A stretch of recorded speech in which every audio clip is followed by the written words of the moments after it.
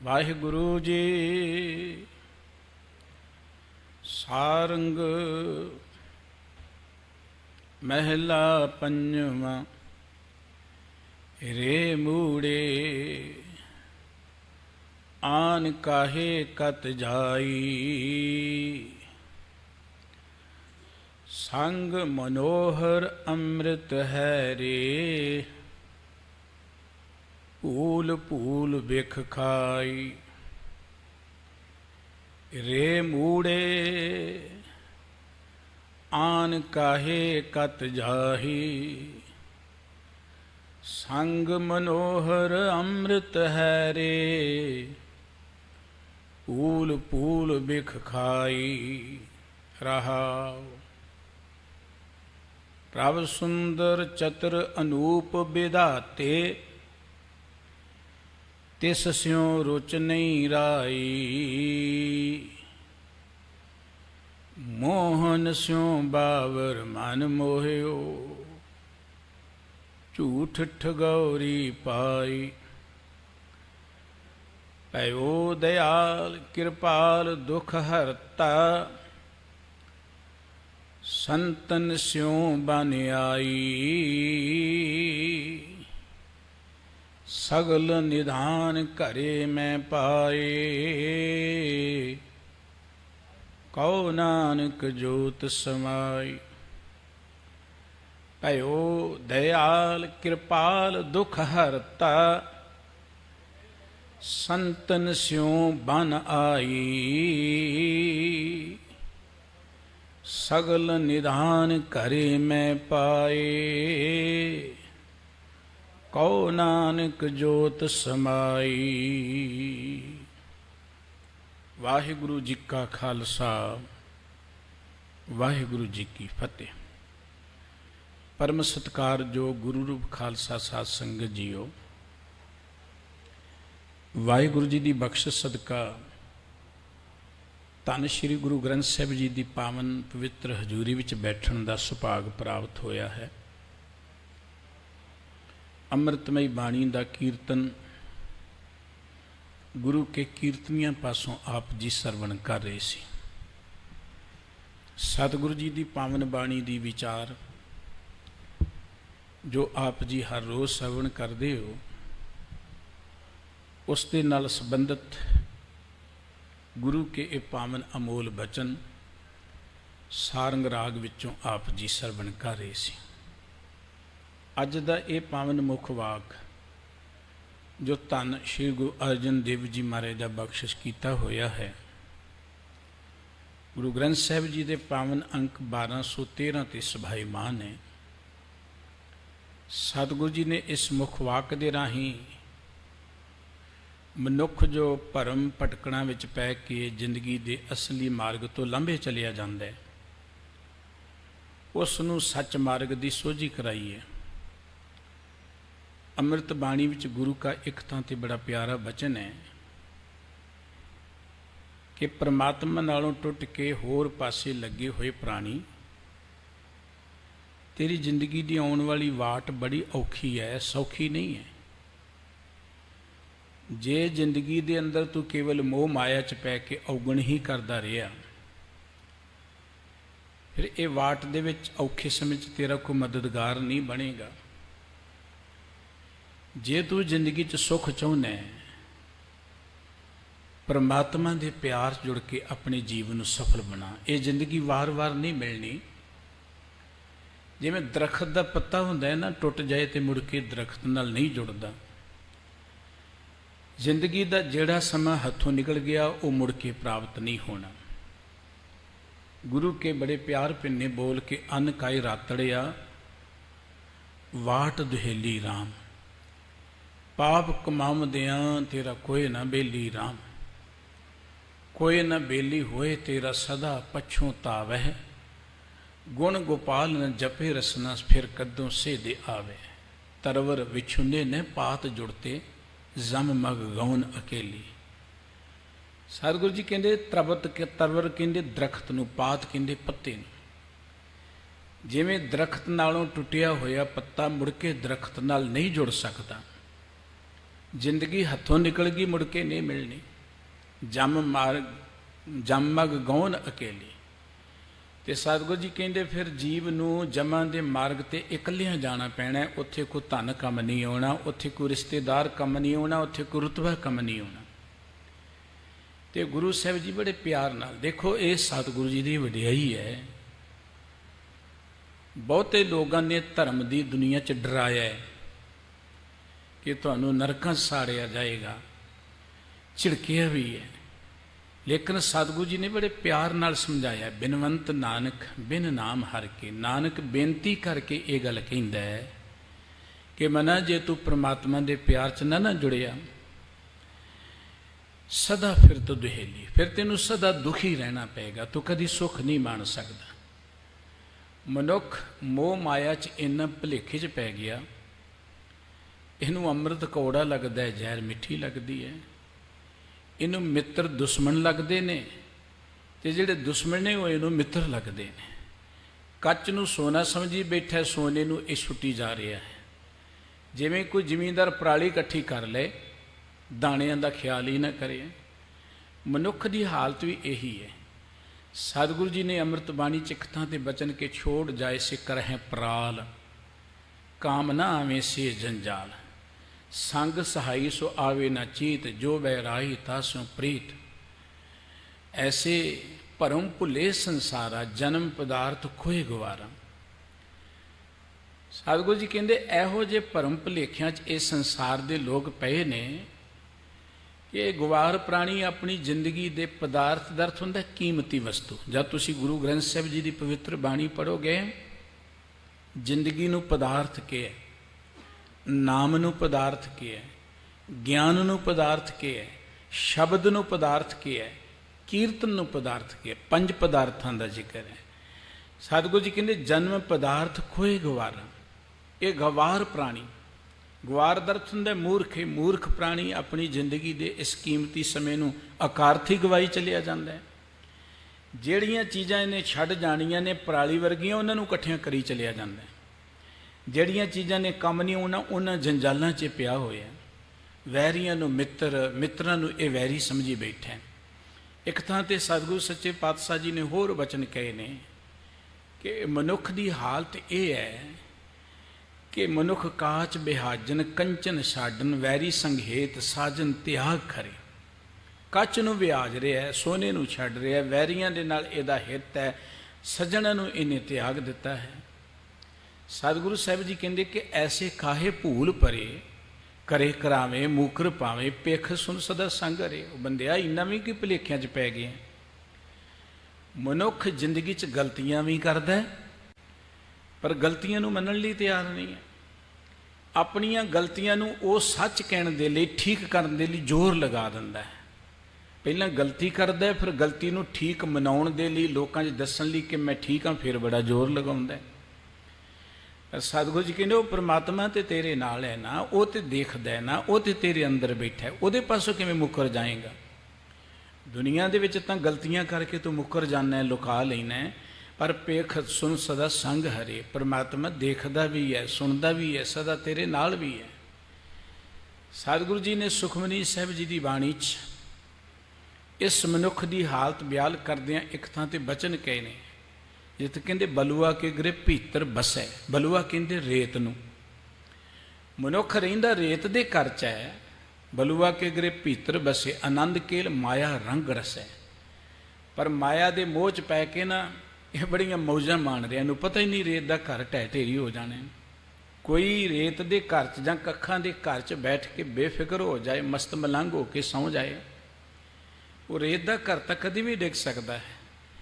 ਕੱਖਾਂ ਦੇ ਘਰ 'ਚ ਬੈਠ ਕੇ ਅੱਗ ਬਾਲ ਕੇ ਬੰਦਾ ਬੇਫਿਕਰ ਹੋ ਜਾਏ, ਉਹ ਤਾਂ ਕਦੀ ਵੀ ਸੜ ਸਕਦਾ ਹੈ, ਉਹਦੀ ਤਾਂ ਕੋਈ ਪਾਇਆ ਨਹੀਂ ਹੈ। ਸਤਿਗੁਰੂ ਜੀ ਕਹਿੰਦੇ ਬਲੂਆ ਕੇ ਗਰੇ ਭੀਤਰ ਬਸੇ, ਆਨੰਦ ਕੇਲ ਮਾਇਆ ਰੰਗ ਰਸੈ। ਦ੍ਰਿੜ ਕਰ ਮਾਨੇ ਮਨ ਹੈ ਪ੍ਰਤੀਤ, ਕਾਲ ਨਾ ਆਵੈ ਮੂੜੇ ਚੀਤ। ਇਸ ਮੂਰਖ ਬੰਦੇ ਨੇ, ਇਹਨੂੰ ਆਉਣ ਵਾਲਾ ਸਮਾਂ ਚੇਤੇ ਨਹੀਂ ਹੈ, ਮੌਤ ਚੇਤੇ ਨਹੀਂ ਹੈ। ਇਹ ਤੇ ਇਸ ਰੇਤ ਦੇ ਘਰ ਦੇ ਨਾਲ ਹੀ ਜਫਾ ਪਾਈ ਬੈਠਾ ਹੈ। ਸਤਿਗੁਰੂ ਜੀ ਕਹਿੰਦੇ ਨੇ ਇੱਥੇ ਹੀ ਬਸ ਨਹੀਂ, ਬਹਿ ਵਿਰੋਧ ਕਾਮ ਕ੍ਰੋਧ ਮੋਹ, ਝੂਠ ਵਿਕਾਰ ਮਹਾ ਲੋਭ ਤਰੋਹ, ਇਆਹੂ ਜੁਗਤ ਬਿਹਾਨੇ ਕਈ ਜਨਮ। ਵੈਰ ਵਿਰੋਧ ਵਿੱਚ ਪੈ ਕੇ, ਵਿਕਾਰਾਂ 'ਚ ਪੈ ਕੇ, ਈਰਖਾ 'ਚ ਪੈ ਕੇ ਇਹਦੀ ਜ਼ਿੰਦਗੀ ਦੇ ਕਈ ਜਨਮ ਜਿਹੜੇ ਬਤੀਤ ਗਏ। ਪਰ ਸਤਿਗੁਰੂ ਜੀ ਕਹਿੰਦੇ ਜੇ ਵਾਹਿਗੁਰੂ ਬਖਸ਼ਿਸ਼ ਕਰਨ, ਉਹ ਇਹਨੂੰ ਸੋਝੀ ਦੇ ਸਕਦੇ ਨੇ, ਉਹ ਇਹਨੂੰ ਔਗਣਾਂ ਤੋਂ ਬਚਾ ਸਕਦੇ ਨੇ। ਪਰ ਮਨੁੱਖ ਜਿਹੜਾ ਨੇ ਦੀ ਹਾਲਤ ਇਹ ਹੈ ਕਿ ਇਹਨੂੰ ਅੰਮ੍ਰਿਤ ਕੌੜਾ ਵਿਖਿਆ ਮਿੱਠੀ, ਅੰਮ੍ਰਿਤ ਕੌੜਾ ਲੱਗਦਾ ਹੈ, ਜ਼ਹਿਰ ਇਹਨੂੰ ਮਿੱਠੀ ਲੱਗਦੀ ਹੈ। ਔਗਣਾਂ ਦੀਆਂ ਗੱਲਾਂ ਬੜੀਆਂ ਮਿੱਠੀਆਂ ਲੱਗਦੀਆਂ ਨੇ। ਜਿੱਥੇ ਕਿਤੇ ਇਹੋ ਜਿਹੀਆਂ ਚਸਕਿਆਂ ਦੀਆਂ ਗੱਲਾਂ ਹੋਣ, ਔਗਣਾਂ ਦੀਆਂ ਗੱਲਾਂ ਹੋਣ, ਉੱਥੇ ਮਨੁੱਖ ਬੜਾ ਪੁੱਜ ਕੇ ਜਾਂਦਾ, ਪੈਸੇ ਖਰਚ ਕੇ ਵੀ ਜਾਂਦਾ। ਲੇਕਿਨ ਜਿੱਥੇ ਸੱਚ ਦੀ ਗੱਲ ਹੋਵੇ ਨਾ, ਸਾਚ ਧਰਮ ਨਹੀਂ ਭਾਵੇ ਠੀਠਾ, ਝੂਠ ਤੋ ਸੋ ਰਚਿਓ ਮੀਠਾ। ਸੱਚ ਧਰਮ ਇਹਨੂੰ ਚੰਗਾ ਹੀ ਨਹੀਂ ਲੱਗਦਾ, ਝੂਠ ਇਹਨੂੰ ਮਿੱਠਾ ਲੱਗਦਾ ਹੈ, ਕੂੜ ਇਹਨੂੰ ਮਿੱਠਾ ਲੱਗਦਾ ਹੈ, ਔਗਣ ਇਹਨੂੰ ਮਿੱਠੇ ਲੱਗਦੇ ਨੇ। ਸਤਿਗੁਰੂ ਜੀ ਕਹਿੰਦੇ ਦਰਅਸਲ ਸਾਖਤ ਮਨੁੱਖ ਦੀ ਪਹਿਚਾਣ ਹੀ ਹੈ। ਸਾਖਤ ਦੀ ਪਹਿਚਾਣ ਕੀ? ਅੰਮ੍ਰਿਤ ਕੌੜਾ ਵਿਖਿਆ ਮਿੱਠੀ, ਸਾਖਤ ਕੀ ਵਿਧ ਨੈਣੋ ਡੀਠੀ। ਸਾਖਤ ਮਨੁੱਖ ਦੀ ਜ਼ਿੰਦਗੀ ਜਿਉਣ ਦੀ ਜੋ ਵਿਧੀ ਹੈ, ਸਤਿਗੁਰੂ ਜੀ ਕਹਿੰਦੇ ਮੈਂ ਦੇਖੀ ਹੈ ਕਿ ਉਹਨੂੰ ਹਮੇਸ਼ਾ ਚੰਗੀਆਂ ਗੱਲਾਂ ਬੁਰੀਆਂ ਲੱਗਦੀਆਂ ਨੇ। ਉਹਨੂੰ ਅੰਮ੍ਰਿਤ ਜਿਹੜਾ ਹੈ ਉਹ ਕੌੜਾ ਲੱਗਦਾ ਹੈ, ਉਹਨੂੰ ਜ਼ਹਿਰ ਜਿਹੜੀ ਹੈ ਉਹ ਮਿੱਠੀ ਲੱਗਦੀ ਹੈ। ਤੇ ਸਤਿਗੁਰੂ ਸਾਹਿਬ ਜੀ ਕਹਿੰਦੇ ਕਿਉਂਕਿ ਸਾਖਤ ਨੂੰ ਹਰੀ ਦੇ ਨਾਮ ਦੇ ਰਸ ਦਾ ਪਤਾ ਹੀ ਨਹੀਂ, ਉਹਦੇ ਅੰਦਰ ਹੰਕਾਰ ਹੁੰਦਾ ਹੈ। ਹੰਕਾਰੀ ਬੰਦਾ ਜਿਹੜਾ ਹੈ ਨਾ, ਉਹ ਕਦੀ ਆਪਣੀ ਗਲਤੀ ਮੰਨਣ ਲਈ ਤਿਆਰ ਨਹੀਂ ਹੋਏਗਾ। ਤੁਸੀਂ ਬੜੇ ਹਿੱਤ ਨਾਲ ਵੀ ਉਹਨੂੰ ਦੱਸੋਗੇ ਭਈ ਇੱਥੇ ਤੇਰੇ ਕੋਲ ਗਲਤੀ ਹੋਈ ਹੈ, ਤੇ ਉਹਦੇ ਹੰਕਾਰ ਨੂੰ ਸਗੋਂ ਠੇਸ ਲੱਗੇਗੀ, ਉਲਟਾ ਤੁਹਾਡੇ ਗਲ ਪੈ ਜਾਏਗਾ, ਤੁਹਾਨੂੰ ਗਲਤ ਦੱਸੇਗਾ, ਆਪਣੇ ਆਪ ਨੂੰ ਠੀਕ ਦੱਸਣ ਲਈ ਉਹ ਪੂਰਾ ਜ਼ੋਰ ਲਗਾ ਦੇਵੇਗਾ। ਪਰ ਸਤਿਗੁਰੂ ਜੀ ਕਹਿੰਦੇ ਇਵੇਂ ਜ਼ਿੰਦਗੀ ਆਕਾਰ ਤੁਰੀ ਜਾ ਰਹੀ ਹੈ। ਧੰਨ ਗੁਰੂ ਅਰਜਨ ਦੇਵ ਜੀ ਮਹਾਰਾਜ ਅੱਜ ਦੇ ਇਸ ਪਵਿੱਤਰ ਮੁਖ ਵਾਕ ਦੇ ਰਾਹੀਂ ਜਿਵੇਂ ਮਨੁੱਖ ਜ਼ਿੰਦਗੀ 'ਚ ਭਰਮ ਭੁਲੇਖਿਆਂ 'ਚ ਪੈ ਕੇ ਜ਼ਿੰਦਗੀ ਦੇ ਸੱਚ ਮਾਰਗ ਤੋਂ ਭਟਕ ਚੁੱਕਾ ਹੈ ਔਰ ਜ਼ਿੰਦਗੀ ਅੰਦਰ ਦੁਖੀ ਹੋ ਰਿਹਾ ਹੈ, ਉਹਨੂੰ ਸੋਝੀ ਪ੍ਰਦਾਨ ਕਰਦਿਆਂ ਜੋ ਬਚਨ ਬਖਸ਼ਿਸ਼ ਕਰ ਰਹੇ ਨੇ, ਆਓ ਆਪਾਂ ਮਿਲ ਕੇ ਗੁਰੂ ਸਾਹਿਬਾਨ ਦੇ ਇਹਨਾਂ ਪਾਵਨ ਪਵਿੱਤਰ ਬਚਨਾਂ ਦੀ ਵਿਚਾਰ ਸਾਂਝੀ ਕਰੀਏ। ਸਤਿਗੁਰੂ ਜੀ ਦੇ ਪਿਆਰ ਵਿੱਚ ਜੁੜਦੇ ਹਾਂ, ਮੁਖ ਤੋਂ ਸਾਰੇ ਹੀ ਉਚਾਰਨ ਕਰੀਏ ਜੀ। ਸਤਨਾਮ ਸ਼੍ਰੀ ਵਾਹਿਗੁਰੂ ਸਾਹਿਬ ਜੀ, ਸਤਨਾਮ ਸ਼੍ਰੀ ਵਾਹਿਗੁਰੂ ਸਾਹਿਬ ਜੀ। ਸਾਰੰਗ ਮਹਿਲਾ ਪੰਜਵਾਂ, ਰੇ ਮੂੜੇ ਆਨ ਕਾਹੇ ਕਤ ਜਾਹੀ। ਸਤਿਗੁਰੂ ਜੀ ਕਹਿੰਦੇ ਉਹ ਮੂਰਖ ਮਨ, ਉਹ ਮੂਰਖ ਮਨੁੱਖ, ਤੂੰ ਹੋਰ ਪਾਸੇ ਕਿੱਧਰ ਭੱਜਾ ਫਿਰਦਾ? ਆਨ ਦਾ ਅਰਥ ਹੁੰਦਾ ਹੋਰ, ਤੂੰ ਕਿਉਂ ਹੋਰ ਪਾਸੇ ਇੱਧਰ ਉੱਧਰ ਭਟਕ ਰਿਹਾ ਹੈ? ਜ਼ਿੰਦਗੀ ਦਾ ਜੋ ਮਾਰਗ ਹੈ ਉਹਨੂੰ ਛੱਡ ਕੇ ਹੋਰ ਬੰਨੇ ਕਿਉਂ ਭਟਕ ਰਿਹਾ? ਸੰਗ ਮਨੋਹਰ ਅੰਮ੍ਰਿਤ ਹੈ ਰੇ, ਭੂਲ ਭੂਲ ਬਿਖ ਖਾਏ। ਉਹ ਬੰਦਿਆ, ਮਨੋਹਰ ਹੁੰਦਾ ਮਨ ਨੂੰ ਮੋਹ ਲੈਣ ਵਾਲਾ, ਅੰਮ੍ਰਿਤ ਮੌਤ ਤੋਂ ਰਹਿਤ ਅਵਸਥਾ ਪ੍ਰਦਾਨ ਕਰਨ ਵਾਲੀ ਜੋ ਵਸਤੂ ਹੈ, ਉਹ ਭਲਿਆ ਤੇਰੇ ਅੰਦਰ ਹੀ ਅੰਮ੍ਰਿਤ ਦਾ ਉਹ ਖਜ਼ਾਨਾ ਹੈ। ਜੇ ਕਿਤੇ ਤੂੰ ਉਸ ਅੰਮ੍ਰਿਤ ਨੂੰ ਚੱਖ ਲਏ ਨਾ, ਤੇਰਾ ਮਨ ਮੋਇਆ ਜਾਏਗਾ, ਤੈਨੂੰ ਇੰਨਾ ਮਿੱਠਾ ਲੱਗੇਗਾ। ਜਿੰਨਾ ਚਿਰ ਮਨੁੱਖ ਨੇ ਅੰਮ੍ਰਿਤ ਚੱਖਿਆ ਹੀ ਨਹੀਂ ਹੈ, ਉਹਨਾਂ ਚਿਰ ਇਹਨੂੰ ਉਹਦੇ ਸਵਾਦ ਦਾ ਕਿਵੇਂ ਪਤਾ ਲੱਗੇਗਾ? ਸਤਿਗੁਰੂ ਜੀ ਨੇ ਅੰਮ੍ਰਿਤ ਬਾਣੀ 'ਚ ਇੱਕ ਬਚਨ ਕਿਹਾ, ਉਹ ਬੰਦਿਆ ਦੁਨੀਆ ਦੇ ਬੜੇ ਰਸ ਕਸ ਤੂੰ ਚੱਖੇ ਨੇ, ਪਰ ਤੇਰੀ ਭਟਕਣਾ ਤੇ ਮੁੱਕੀ ਨਹੀਂ, ਭੁੱਖ ਤਾਂ ਮੁੱਕੀ ਨਹੀਂ ਹੈ। ਅੱਜ ਅਸੀਂ ਖਾਂਦੇ ਹਾਂ, ਹੋਰ ਖਾਣ ਨੂੰ ਜੀ ਕਰਦਾ, ਵਧੀਆ ਤੋਂ ਵਧੀਆ ਖਾਣ ਨੂੰ ਜੀ ਕਰਦਾ। ਇਸ ਵਧੀਆ ਤੋਂ ਵਧੀਆ ਸਵਾਦਲੇ ਭੋਜਨ ਦੇ ਚਸਕੇ 'ਚ ਅਸੀਂ ਸਰੀਰ ਨੂੰ ਰੋਗਾਂ ਦਾ ਘਰ ਬਣਾ ਲਿਆ। ਸਤਿਗੁਰੂ ਸਾਹਿਬ ਜੀ ਕਹਿੰਦੇ ਆਨ ਰਸਾਂ ਜੇਤੇ ਤੈਂ ਚਾਖੇ, ਨਿਮਖ ਨ ਤ੍ਰਿਸ਼ਨਾ ਤੇਰੀ ਲਾਥੇ। ਬੰਦਿਆ ਤੂੰ ਅਨੇਕਾਂ ਰਸ ਕਸ ਚੱਖੇ ਨੇ, ਪਰ ਤੇਰੀ ਥੋੜੀ ਜਿੰਨੀ ਵੀ ਤ੍ਰਿਸ਼ਨਾ ਮੁੱਕੀ ਨਹੀਂ ਹੈ। ਰਸ ਕਸ ਨੂੰ ਮਾਨਣ ਦੀ ਭੁੱਖ ਤੇਰੀ ਮਿਟੀ ਨਹੀਂ ਹੈ। ਹਰ ਰਸ ਕਾ ਤੂੰ ਚਾਖੈ ਸਾਧ, ਚਾਹਤ ਹੋਏ ਰਹੇ ਬਿਸਮਾਦ। ਜੇ ਕਿਤੇ ਤੂੰ ਹਰੀ ਦੇ ਰਸ ਨੂੰ ਚੱਖ ਕੇ ਦੇਖ ਲਏ ਨਾ, ਤੂੰ ਬਿਸਮਾਦ ਵਿੱਚ ਚਲਿਆ ਜਾਏਗਾ, ਅੰਦਰੋਂ ਤੂੰ ਅਦਭੁਤ ਅਵਸਥਾ ਵਿੱਚ ਪਹੁੰਚ ਜਾਏਗਾ। ਪਰ ਮਨੁੱਖ ਦਰਅਸਲ ਇੱਧਰ ਦੇਖਣਾ ਹੀ ਨਹੀਂ ਚਾਹੁੰਦਾ। ਸਾਜ ਧਰਮ ਨਹੀਂ ਭਾਵੇ ਡੀਠਾ। ਸਤਿਗੁਰੂ ਜੀ ਕਹਿੰਦੇ ਸੱਚ ਗੱਲ ਸੁਣ, ਸੱਚੀ ਗੱਲ ਜਾਂ ਧਰਮ ਦੇ ਮਾਰਗ ਨੂੰ ਤੇ ਦੇਖਣਾ ਹੀ ਨਹੀਂ ਚਾਹੁੰਦਾ, ਉੱਧਰ ਤੇ ਚੱਲਣਾ ਹੀ ਨਹੀਂ ਚਾਹੁੰਦਾ। ਗੁਰਬਾਣੀ ਵਿੱਚ ਜਾਂ ਧਰਮ ਗ੍ਰੰਥਾਂ 'ਚ ਮਨੁੱਖ ਨੂੰ ਵਾਰੰਵਾਰ ਪ੍ਰੇਰਨਾ ਕੀਤੀ ਹੈ ਜ਼ਿੰਦਗੀ ਦੇ ਅਸਲੀ ਮਾਰਗ 'ਤੇ ਚੱਲਣ ਦੇ ਲਈ। ਭਾਈ ਗੁਰਦਾਸ ਸਾਹਿਬ ਜੀ ਨੇ ਮਨੁੱਖ ਨੂੰ ਇਹਦੀ ਜ਼ਿੰਦਗੀ ਦਾ ਜੋ ਫਰਜ਼ ਹੈ ਚੇਤੇ ਕਰਾਉਂਦੇ ਇੱਕ ਤਾਂ ਦੇ ਬਚਨ ਕੇ ਬੰਦਿਆ, ਪਰਮਾਤਮਾ ਨੇ ਤੈਨੂੰ ਇੰਨੀ ਕੀਮਤੀ ਜ਼ਿੰਦਗੀ ਦਿੱਤੀ ਹੈ, ਪਰਮਾਤਮਾ ਨੇ ਇੰਨੇ ਪਦਾਰਥ ਵੀ ਤੈਨੂੰ ਦਿੱਤੇ ਨੇ, ਤੂੰ ਪ੍ਰਮਾਤਮਾ ਦੇ ਨਾਲ ਇੱਕ ਇਕਰਾਰ ਕਰਕੇ ਆਇਆ ਸੀ ਕਿ ਜ਼ਿੰਦਗੀ 'ਚ ਜਾ ਕੇ ਮੈਂ ਤੁਹਾਡਾ ਸਿਮਰਨ ਕਰਾਂਗਾ, ਤੁਹਾਡੀ ਬੰਦਗੀ ਕਰਾਂਗਾ। ਪਰ ਇੱਥੇ ਆ ਕੇ ਮੋਹ ਮਾਇਆ ਦੇ ਪ੍ਰਭਾਵ ਹੇਠ ਤੂੰ ਉਹ ਗੱਲ ਭੁੱਲ ਗਿਆ, ਪ੍ਰਮਾਤਮਾ ਨੂੰ ਭੁਲਾ ਬੈਠਾ। ਇਹ ਗੱਲ ਚੇਤੇ ਰੱਖੀ, ਤੈਨੂੰ ਪਛਤਾਉਣਾ ਪਏਗਾ। ਭਾਈ ਸਾਹਿਬ ਜੀ ਦੇ ਬਚਨ ਕੇ ਅਸਨ ਬਚਨ ਸੰਗ ਲੀਨੇ ਔ ਬਚਨ ਕੀਨੇ, ਜਨਮ ਧਰ ਸ਼੍ਰੀ ਗੁਰ ਅਰਸਾਦ ਸੰਗ ਆਰਾਧ ਹੈ। ਕਹਿੰਦੇ ਕਿ ਮੈਂ, ਸਤਿਗੁਰੂ ਜੀ ਕਹਿੰਦੇ ਨੇ, ਭਾਈ ਸਾਹਿਬ ਜੀ ਕਹਿੰਦੇ ਕਿ ਤੇ ਪ੍ਰਮਾਤਮਾ ਪਾਸੋਂ ਤੂੰ ਇਹ ਦਾਤਾਂ ਲੈ ਕੇ ਇੱਕ ਗੱਲ ਕਹੀ ਸੀ ਕਿ ਜ਼ਿੰਦਗੀ ਦੇ ਅੰਦਰ ਸਤ ਸੰਗਤ ਰਾਹੀਂ ਤੁਹਾਡਾ ਸਿਮਰਨ ਕਰਾਂਗਾ। ਪਰ ਇਹਾਂ ਆਏ ਦਾਤਾ ਬਿਸਰਾਏ, ਪੰਚ ਭੂਤ ਦੂਤ ਭਰਮਤ ਅਸਾਧ ਹੈ। ਤੂੰ ਜਦੋਂ ਇਸ ਜਗਤ ਵਿੱਚ ਆਇਆ, ਜ਼ਿੰਦਗੀ 'ਚ ਆਇਆ, ਤੈਨੂੰ ਦਾਤਾ ਭੁੱਲ ਗਿਆ, ਪੰਜਾਂ ਵਿਕਾਰਾਂ ਦਾ ਤੇਰੇ ਤੇ ਜ਼ੋਰ ਪੈ ਗਿਆ, ਉਹਨਾਂ ਦੇ ਪ੍ਰਭਾਵ ਹੇਠ ਤੂੰ ਇੱਧਰ ਉੱਧਰ ਭਟਕਦਾ ਰਿਹਾ। ਸਤਿਗੁਰੂ ਸਾਹਿਬ ਜੀ ਕਹਿੰਦੇ ਨੇ ਕਿ ਤੇਰੀ ਹਾਲਤ ਇਹ ਹੋ ਗਈ, ਜੀਵਨ ਮਿਥਿਆ ਸੰਸਾਰ, ਸਾਚ ਮਰਨੋਂ ਵਿਸਾਰ, ਸਮਝੇ ਨਾ ਜੀਤ ਹਾਰ, ਸੁਪਨ ਸਮਾਧ ਹੈ। वह दुनिया की हर चीज़ मिथ्या है, नासवंत है, सदा कायम रहने वाली नहीं है। लेकिन मौत जड़ी ये अटल है, मौत अटल है। और सतगुरु साहब जी कहते तू जिंदगी दे अंदर कदी सच झूठ नूं समझदा ही नहीं है, तेरी सुपने च समाधि लगी हुई है। ये जगत नूं सुपने नाल सतगुरु जी ने तुलना दी है। कहने लगे अवसर हुए है बतीत, कीजिए साध संग प्रीत, लीजिए जन्म जीत। जिंदगी का वेड़ा बतीत हुंदा चलिया जांदा है। साहब जी कहते सत संगत राहीं परमात्मा के प्यार विच जुड़ जाइए, फिर तो साडा जीवन सफल हो जाएगा। नहीं तो साडी जिंदगी जिहड़ी है ना, जन्म बिरथा जात रंग माया के, सारी जिंदगी बिरथा तुरी जा रही है। धन गुरु अर्जन देव जी कहते हो बंदिया तू होर पासे भरम भटक रहे हैं, संग मनोहर अमृत है रे, भूल भूल बिख खाई। तेरे हिरदे च ही अमृत का खजाना है, अमृत बाहर नहीं है, मनुख दे हिरदे च है।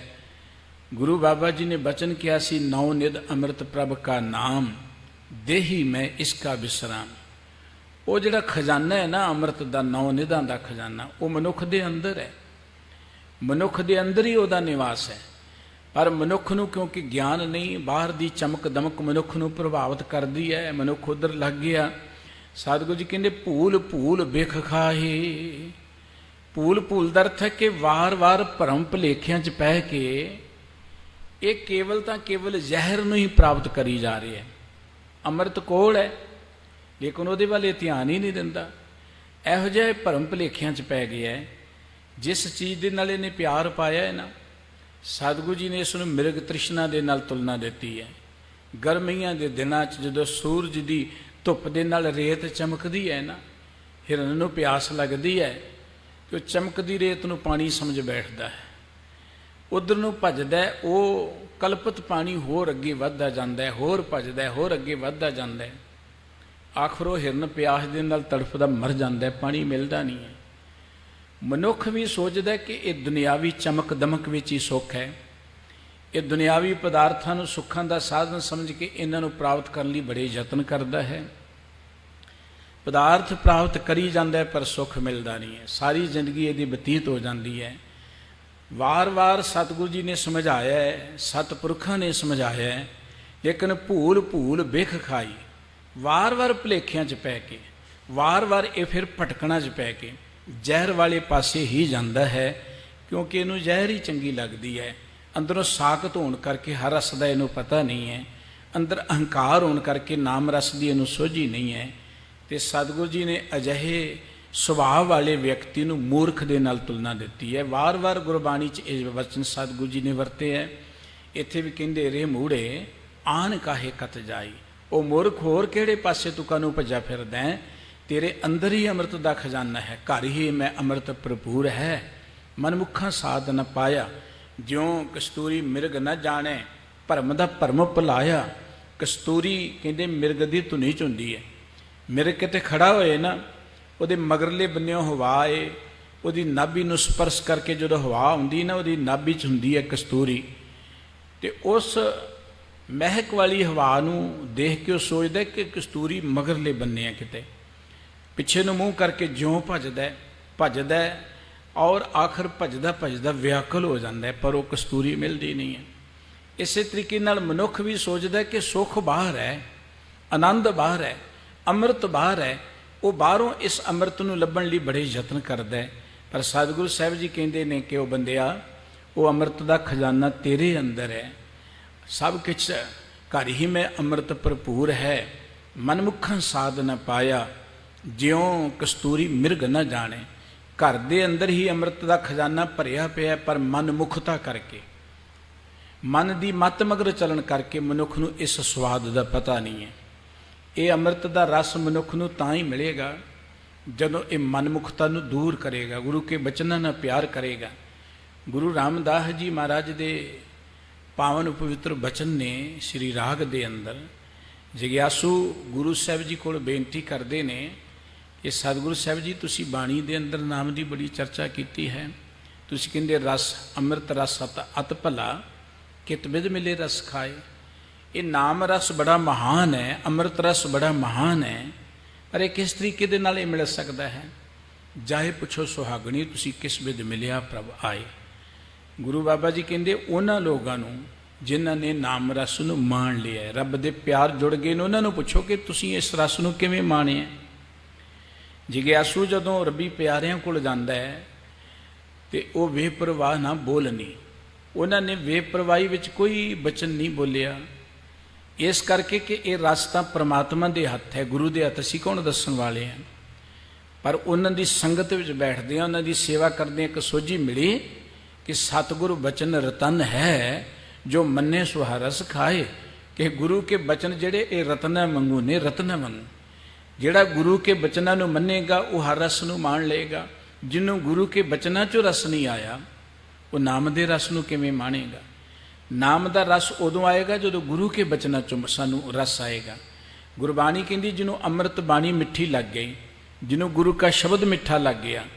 ਗੁਰੂ ਕੇ ਪਾਵਨ ਬਚਨ 2 ਦਿਨ ਪਹਿਲਾਂ ਅਸਾਂ ਸਰਵਣ ਕੀਤੇ ਸਨ, ਜਿੱਥੇ ਸਤਿਗੁਰੂ ਜੀ ਕਹਿੰਦੇ ਮੇਰੇ ਮਨ ਸ਼ਬਦ ਲਗੋ ਗੁਰ ਮੀਠਾ, ਖੁੱਲਿਓ ਕਰਮ ਭਇਓ ਪ੍ਰਗਾਸਾ, ਘਟ ਘਟ ਹਰ ਹਰ ਡੀਠਾ। ਕਿ ਜਦੋਂ ਮੈਨੂੰ ਗੁਰੂ ਕਾ ਸ਼ਬਦ ਮਿੱਠਾ ਲੱਗਣ ਲੱਗ ਪਿਆ ਨਾ, ਮੇਰੇ ਭਾਗ ਜਾਗ ਪਏ, ਮੇਰੇ ਅੰਦਰ ਚਾਨਣ ਹੋ ਗਿਆ। ਮੈਂ ਸਾਰੇ ਥਾਵਾਂ ਤੋਂ ਪ੍ਰਮਾਤਮਾ ਨੂੰ ਦੇਖ ਲਿਆ, ਮੈਂ ਨਾਮ ਦੇ ਰਸ ਨੂੰ ਮਾਣ ਲਿਆ। ਪਰ ਕਦੋਂ? ਜਦੋਂ ਸ਼ਬਦ ਮਿੱਠਾ ਲੱਗਣ ਲੱਗ ਪਿਆ। ਜਿੰਨਾ ਚਿਰ ਸ਼ਬਦ ਮਿੱਠਾ ਨਹੀਂ ਲੱਗਦਾ ਜਾਂ ਸ਼ਬਦ ਦਾ ਰਸ ਨਹੀਂ ਆਉਂਦਾ, ਉਹਨਾਂ ਚਿਰ ਨਾਮ ਦਾ ਰਸ ਕਿੱਥੋਂ ਆਏਗਾ? ਤੇ ਗੁਰੂ ਸਾਹਿਬ ਜੀ ਕਹਿੰਦੇ ਬੰਦਿਆ, ਤੇਰੇ ਅੰਦਰ ਹੀ ਅੰਮ੍ਰਿਤ ਦਾ ਖਜ਼ਾਨਾ ਹੈ, ਲੇਕਿਨ ਮਨਮੁਖਤਾ ਕਰਕੇ ਤੈਨੂੰ ਪਤਾ ਨਹੀਂ ਹੈ। ਤੂੰ ਵਾਰ-ਵਾਰ ਭੁਲੇਖਿਆਂ 'ਚ ਪੈ ਕੇ, ਭਰਮ ਭਟਕਣਾ 'ਚ ਪੈ ਕੇ ਜ਼ਹਿਰ ਵਾਲੇ ਬੰਨੇ ਭੱਜਦਾ ਹੈ। ਇਹ ਜੋ ਭਰਮ ਹੈ ਨਾ, ਭਰਮ, ਇਹ ਭਰਮ ਗੁਰੂ ਨੇ ਕੱਟਣਾ ਹੈ। ਗੁਰੂ ਤੋਂ ਬਿਨਾਂ ਹੋਰ ਕਿਸੇ ਸਾਧ ਦਾ ਨਹੀਂ ਭਰਮ ਨਹੀਂ ਕੱਟਿਆ ਜਾ ਸਕਦਾ। ਗੁਰੂ ਅਮਰਦਾਸ ਜੀ ਮਹਾਰਾਜ ਦੇ ਬੜੇ ਪਿਆਰੇ ਬਚਨ ਆਨੰਦ ਸਾਹਿਬ ਜੀ ਵਿੱਚ ਆਪਾਂ ਪੜ੍ਹਦੇ ਹਾਂ ਕਿ ਕਰਮੀ ਸਹਿਜ ਨਾ ਉਪਜੈ, ਵਿਣ ਸਹਿਜੇ ਸਹਿਸਾ ਨਾ ਜਾਏ। ਕਰਮੀ ਅੰਦਰ ਕੇ ਬਾਹਰਲੇ ਕੰਮ ਕੀਤੇ ਆ, ਧਰਮ ਕਰਮ ਜਿਹੜੇ ਅਸੀਂ ਕਰਦੇ ਹਾਂ। ਆਪਾਂ ਦੇਖਦੇ ਕੋਈ ਤੀਰਥਾਂ 'ਤੇ ਨਹਾਉਂਦਾ ਹੈ, ਕੋਈ ਜਪ ਕਰਦਾ, ਕੋਈ ਤਪ ਕਰਦਾ, ਅਨੇਕ ਤਰ੍ਹਾਂ ਦੇ ਦਾਨ ਕਰਦਾ ਹੈ, ਸਰੀਰ ਨੂੰ ਕਸ਼ਟ ਦਿੰਦਾ, ਪਾਠ ਪੂਜਾ ਵੀ ਕਰਦਾ ਪ੍ਰਾਣੀ। ਇਹ ਜਿੰਨੇ ਕਰਮ ਨੇ, ਸਤਿਗੁਰੂ ਜੀ ਕਹਿੰਦੇ ਇਹਨਾਂ ਦੇ ਕੀਤਿਆਂ ਸਹਿਜ ਨਹੀਂ ਮਿਲਣਾ। ਕਰਮੀ ਸਹਿਜ ਨਾ ਉਪਜੈ, ਵਿਣ ਸਹਿਜੇ ਸਹਿਸਾ ਨਾ ਜਾਏ। ਤੇ ਜਿੰਨਾ ਚਿਰ ਸਹਿਜ ਨਹੀਂ ਆਉਂਦਾ, ਆਤਮਿਕ ਗਿਆਨ ਨਹੀਂ ਆਉਂਦਾ, ਉਹਨਾਂ ਚਿਰ ਅੰਦਰੋਂ ਸਹਿਮ ਨਹੀਂ ਮਿਟਣਾ, ਭਟਕਣਾ ਨਹੀਂ ਮੁੱਕਣੀ, ਭਰਮ ਨਹੀਂ ਮੁੱਕਣਾ। ਨਾ ਜਾਏ ਸਹਿਸਾ ਕਿਤੇ, ਸੰਜਮ ਰਹੇ ਕਰਮ ਕਮਾਏ। ਬੜੇ ਲੋਕੀ ਕਰਮ ਕਰਦੇ ਰਹੇ ਨੇ, ਪਰ ਇਹਨਾਂ ਕਰਮਾਂ ਦੇ ਰਾਹੀਂ ਸਹਿਸਾ ਨਹੀਂ ਮਿਟਿਆ। ਸਤਿਗੁਰੂ ਜੀ ਕਹਿੰਦੇ ਇਸ ਸਹਿਸੇ ਤੋਂ ਮੁਕਤ ਹੋਣ ਦਾ, ਸਹਿਜ ਨੂੰ ਪ੍ਰਾਪਤ ਕਰਨ ਦਾ ਇੱਕੋ ਇੱਕ ਤਰੀਕਾ ਹੈ, ਮਨ ਧੋਵੋ ਸ਼ਬਦ ਲਾਗੋ ਹਰ ਸੁ ਰਹੋ ਲਿਵ ਚਿਤ ਲਾਏ। ਗੁਰੂ ਕੇ ਸ਼ਬਦ ਰਾਹੀਂ ਮਨ ਨੂੰ ਸਾਫ਼ ਕਰੋ। ਗੁਰੂ ਕਾ ਸ਼ਬਦ ਸਾਡੇ ਮਨ ਦੀ ਮੈਲ ਕੱਟਦਾ ਹੈ। ਸਾਡੇ ਅੰਦਰ ਜਿਹੜੀ ਅਗਿਆਨਤਾ ਦੀ, ਹੰਕਾਰ ਦੀ, ਵਿਕਾਰਾਂ ਦੀ, ਮਨਮਤ ਦੀ ਮੈਲ ਹੈ ਨਾ, ਉਹ ਗੁਰੂ ਕਾ ਸ਼ਬਦ ਕੱਟੇਗਾ। ਹਨੇਰੇ ਨੂੰ ਗੁਰੂ ਕਾ ਸ਼ਬਦ ਕੱਟੇਗਾ। ਗੁਰੂ ਕੇ ਸ਼ਬਦ ਨੂੰ ਦੀਪਕ ਨਾਲ ਤੁਲਨਾ ਦਿੱਤੀ ਹੈ। ਗੁਰੂ ਕੇ ਸ਼ਬਦ ਨੂੰ ਸਤਿਗੁਰ ਸੱਚੇ ਪਾਤਸ਼ਾਹ ਜੀ ਨੇ ਥੰਮ ਦੇ ਨਾਲ ਤੁਲਨਾ ਦਿੱਤੀ ਹੈ। ਗੁਰੂ ਕੇ ਸ਼ਬਦ ਨੂੰ ਸਤਿਗੁਰ ਸੱਚੇ ਪਾਤਸ਼ਾਹ ਜੀ ਨੇ ਤੀਰਥ ਦੇ ਨਾਲ ਤੁਲਨਾ ਦਿੱਤੀ ਹੈ। ਤੇ ਸਾਹਿਬ ਜੀ ਕਹਿੰਦੇ ਜਦੋਂ ਤੁਸੀਂ ਗੁਰੂ ਕੇ ਬਚਨਾਂ ਨੂੰ ਮੰਨੋਗੇ, ਤੁਹਾਡੇ ਅੰਦਰੋਂ ਇਹ ਹਨੇਰਾ ਮਿਟੇਗਾ, ਭਰਮ ਮਿਟਣਗੇ, ਫਿਰ ਤੁਹਾਨੂੰ ਜ਼ਹਿਰ ਦੇ ਅੰਮ੍ਰਿਤ ਦੀ ਸੋਝੀ ਹੋ ਜਾਏਗੀ। ਗੁਰੂ ਕਾ ਸ਼ਬਦ ਮਨੁੱਖ ਦੇ ਅੰਦਰ ਵਿਵੇਕ ਮਤ ਪੈਦਾ ਕਰਦਾ ਹੈ, ਗਿਆਨ ਵਾਲੀ ਮਤ ਪੈਦਾ ਕਰਦਾ ਹੈ। ਜਿਉਂ-ਜਿਉਂ ਬਾਣੀ ਪੜਾਂਗੇ, ਬਾਣੀ ਪੜ੍ਹਨ ਦਾ ਅਰਥ ਕੀ ਹੈ? ਬਾਣੀ ਆਪਾਂ ਕਿਉਂ ਪੜ੍ਹਨੀ, ਵਾਰ-ਵਾਰ ਕਿਉਂ ਪੜ੍ਹਨੀ ਹੈ? इस करके पढ़नी है कि गुरबाणी नूं पढ़दे पढ़दे सानू सोझी हो जाए, सानू पता लग जाए, साडे अंदर विवेक मत पैदा हो जाए। जदों साडे अंदर विवेक मत पैदा होगी, देखो दुखों तो सानू किसी ने नहीं बचाउणा, ना पैसे ने बचाउणा, ना किसी साडे रिश्तेदार ने बचाउणा, ना सानू किसी रुतबे ने बचाउणा। असीं दुखों तो दरअसल आप ही बचना। किवें बचांगे? जदों साडे अंदर विवेक मत पैदा होएगी ना, विवेक मत, ज्ञान वाली मत, फिर सानू पता लगेगा कि असीं किस मार्ग ते चलना, किस मार्ग ते नहीं चलना, असीं जिंदगी च की करना है, की नहीं करना है, की खाना है, की नहीं खाना है। इस करके वो जिहड़ी विवेक मत है ना, सुख तो उन्हें देना है, दुखों तो मुक्ति तो उन्हें देनी है। इवें कह लो, जदों दीवा तुहाडे कोल होएगा, तुसीं गलत मार्ग ते नहीं जाओगे, चानण होएगा, गलत मार्ग ते नहीं जाओगे। वो दीवा है गुरु के शब्द राहीं अंदर प्रगट हुंदा। सतगुरु साहिब जी कहंदे, भाई वो अमृत दा खजाना तेरे अंदर है, मन नूं मोह लैण वाला है, पर तू वार वार भरम भुलेखियां च पिया फिरदा है, वार वार तू जहर दे नाल प्यार पाई बैठा है। रहाओ प्रभ सुंदर चतुरस अनूप विधाते, तिस स्यों रुच नहीं राई। मनुख दुनियावी रंग तमाशियां च पै के भटक जाता है। ये दुनिया के रूप वाल देख के जिंदगी के असली मार्ग तो लथ जाता है। किसी को अपने रूप का हंकार है, कोई दुनिया के रूप के उपर डुलिया बैठा होया जिंदगी के मार्ग तो खुंझ जाता है। कोई जिंदगी अंदर अपने आप को सियाणा समझदा है, कोई दुनियावी सियाणियां दे मगर भज्जा फिरदा है। पर सतगुरु साहिब जी कहते, वो परमात्मा अति सुंदर है, परमात्मा बहुत सुगड़ स्वरूप है, परमात्मा अनूप है। अनूप का अर्थ कि जिदी किसी दे नाल उपमा ही ना की जाए। विधाते का अर्थ परमात्मा सारे जगत नूं रचण वाला है, चलाउण वाला है, जगत की विधि नूं बनाउण वाला परमात्मा है। वो परमात्मा जिहड़ा बड़ा सुंदर है, वो परमात्मा जिहड़ा बड़ा ही चतुर सुगड़ सुजान है, वो परमात्मा जिहदी किसी नाल उपमा ही नहीं की जा सकती। वो बंदिया वो तो तेरे अंदर है, तू बाहरली सुंदरता ते भटक रहे हैं, तू बाहरले रूप ते भटक रहे हैं, अपने रूप का हंकार करदा है। यह तेरा रूप तो उस परमात्मा करके ही है। बाहर जिन्नी भी सुंदरता है वो परमात्मा दी है। गुरबाणी कहती, सभे रंग सभे नारायणे जेते मन पवन। जो कुछ भी सानू चंगा लगता है, सारे रंग, ये सारी सुंदरता, ये सारे रूप परमात्मा दे बनाए ने। ते मनुख सुंदरता ते भटके हंकार करी चलिया जाता है। सुखमनी साहिब जी विच सतगुरु जी ने एक बचन किया सी, बंदिया तू अपने आप को बड़ा सोहना समझदा है, रूपवंत होए ना ही मोह है, प्रभ की जोत सगल खट सो है। जिन्ना मर्जी तू सोया है, इहदा हंकार ना कर, सारियां च ही रब्बी जोत बैठी हुई है, तेरे अंदर भी रब्बी जोत सरका ही तेनों सुंदरता मिली है। पर जो सुंदर सी परमात्मा उन्होंने ते त्याग बैठा। प्रभ सुंदर चतुर अनूप विधाते। गुरबाणी विच सतगुरु जी कहते, मनुख की हालत के दात प्यारी विसरिया दातारा।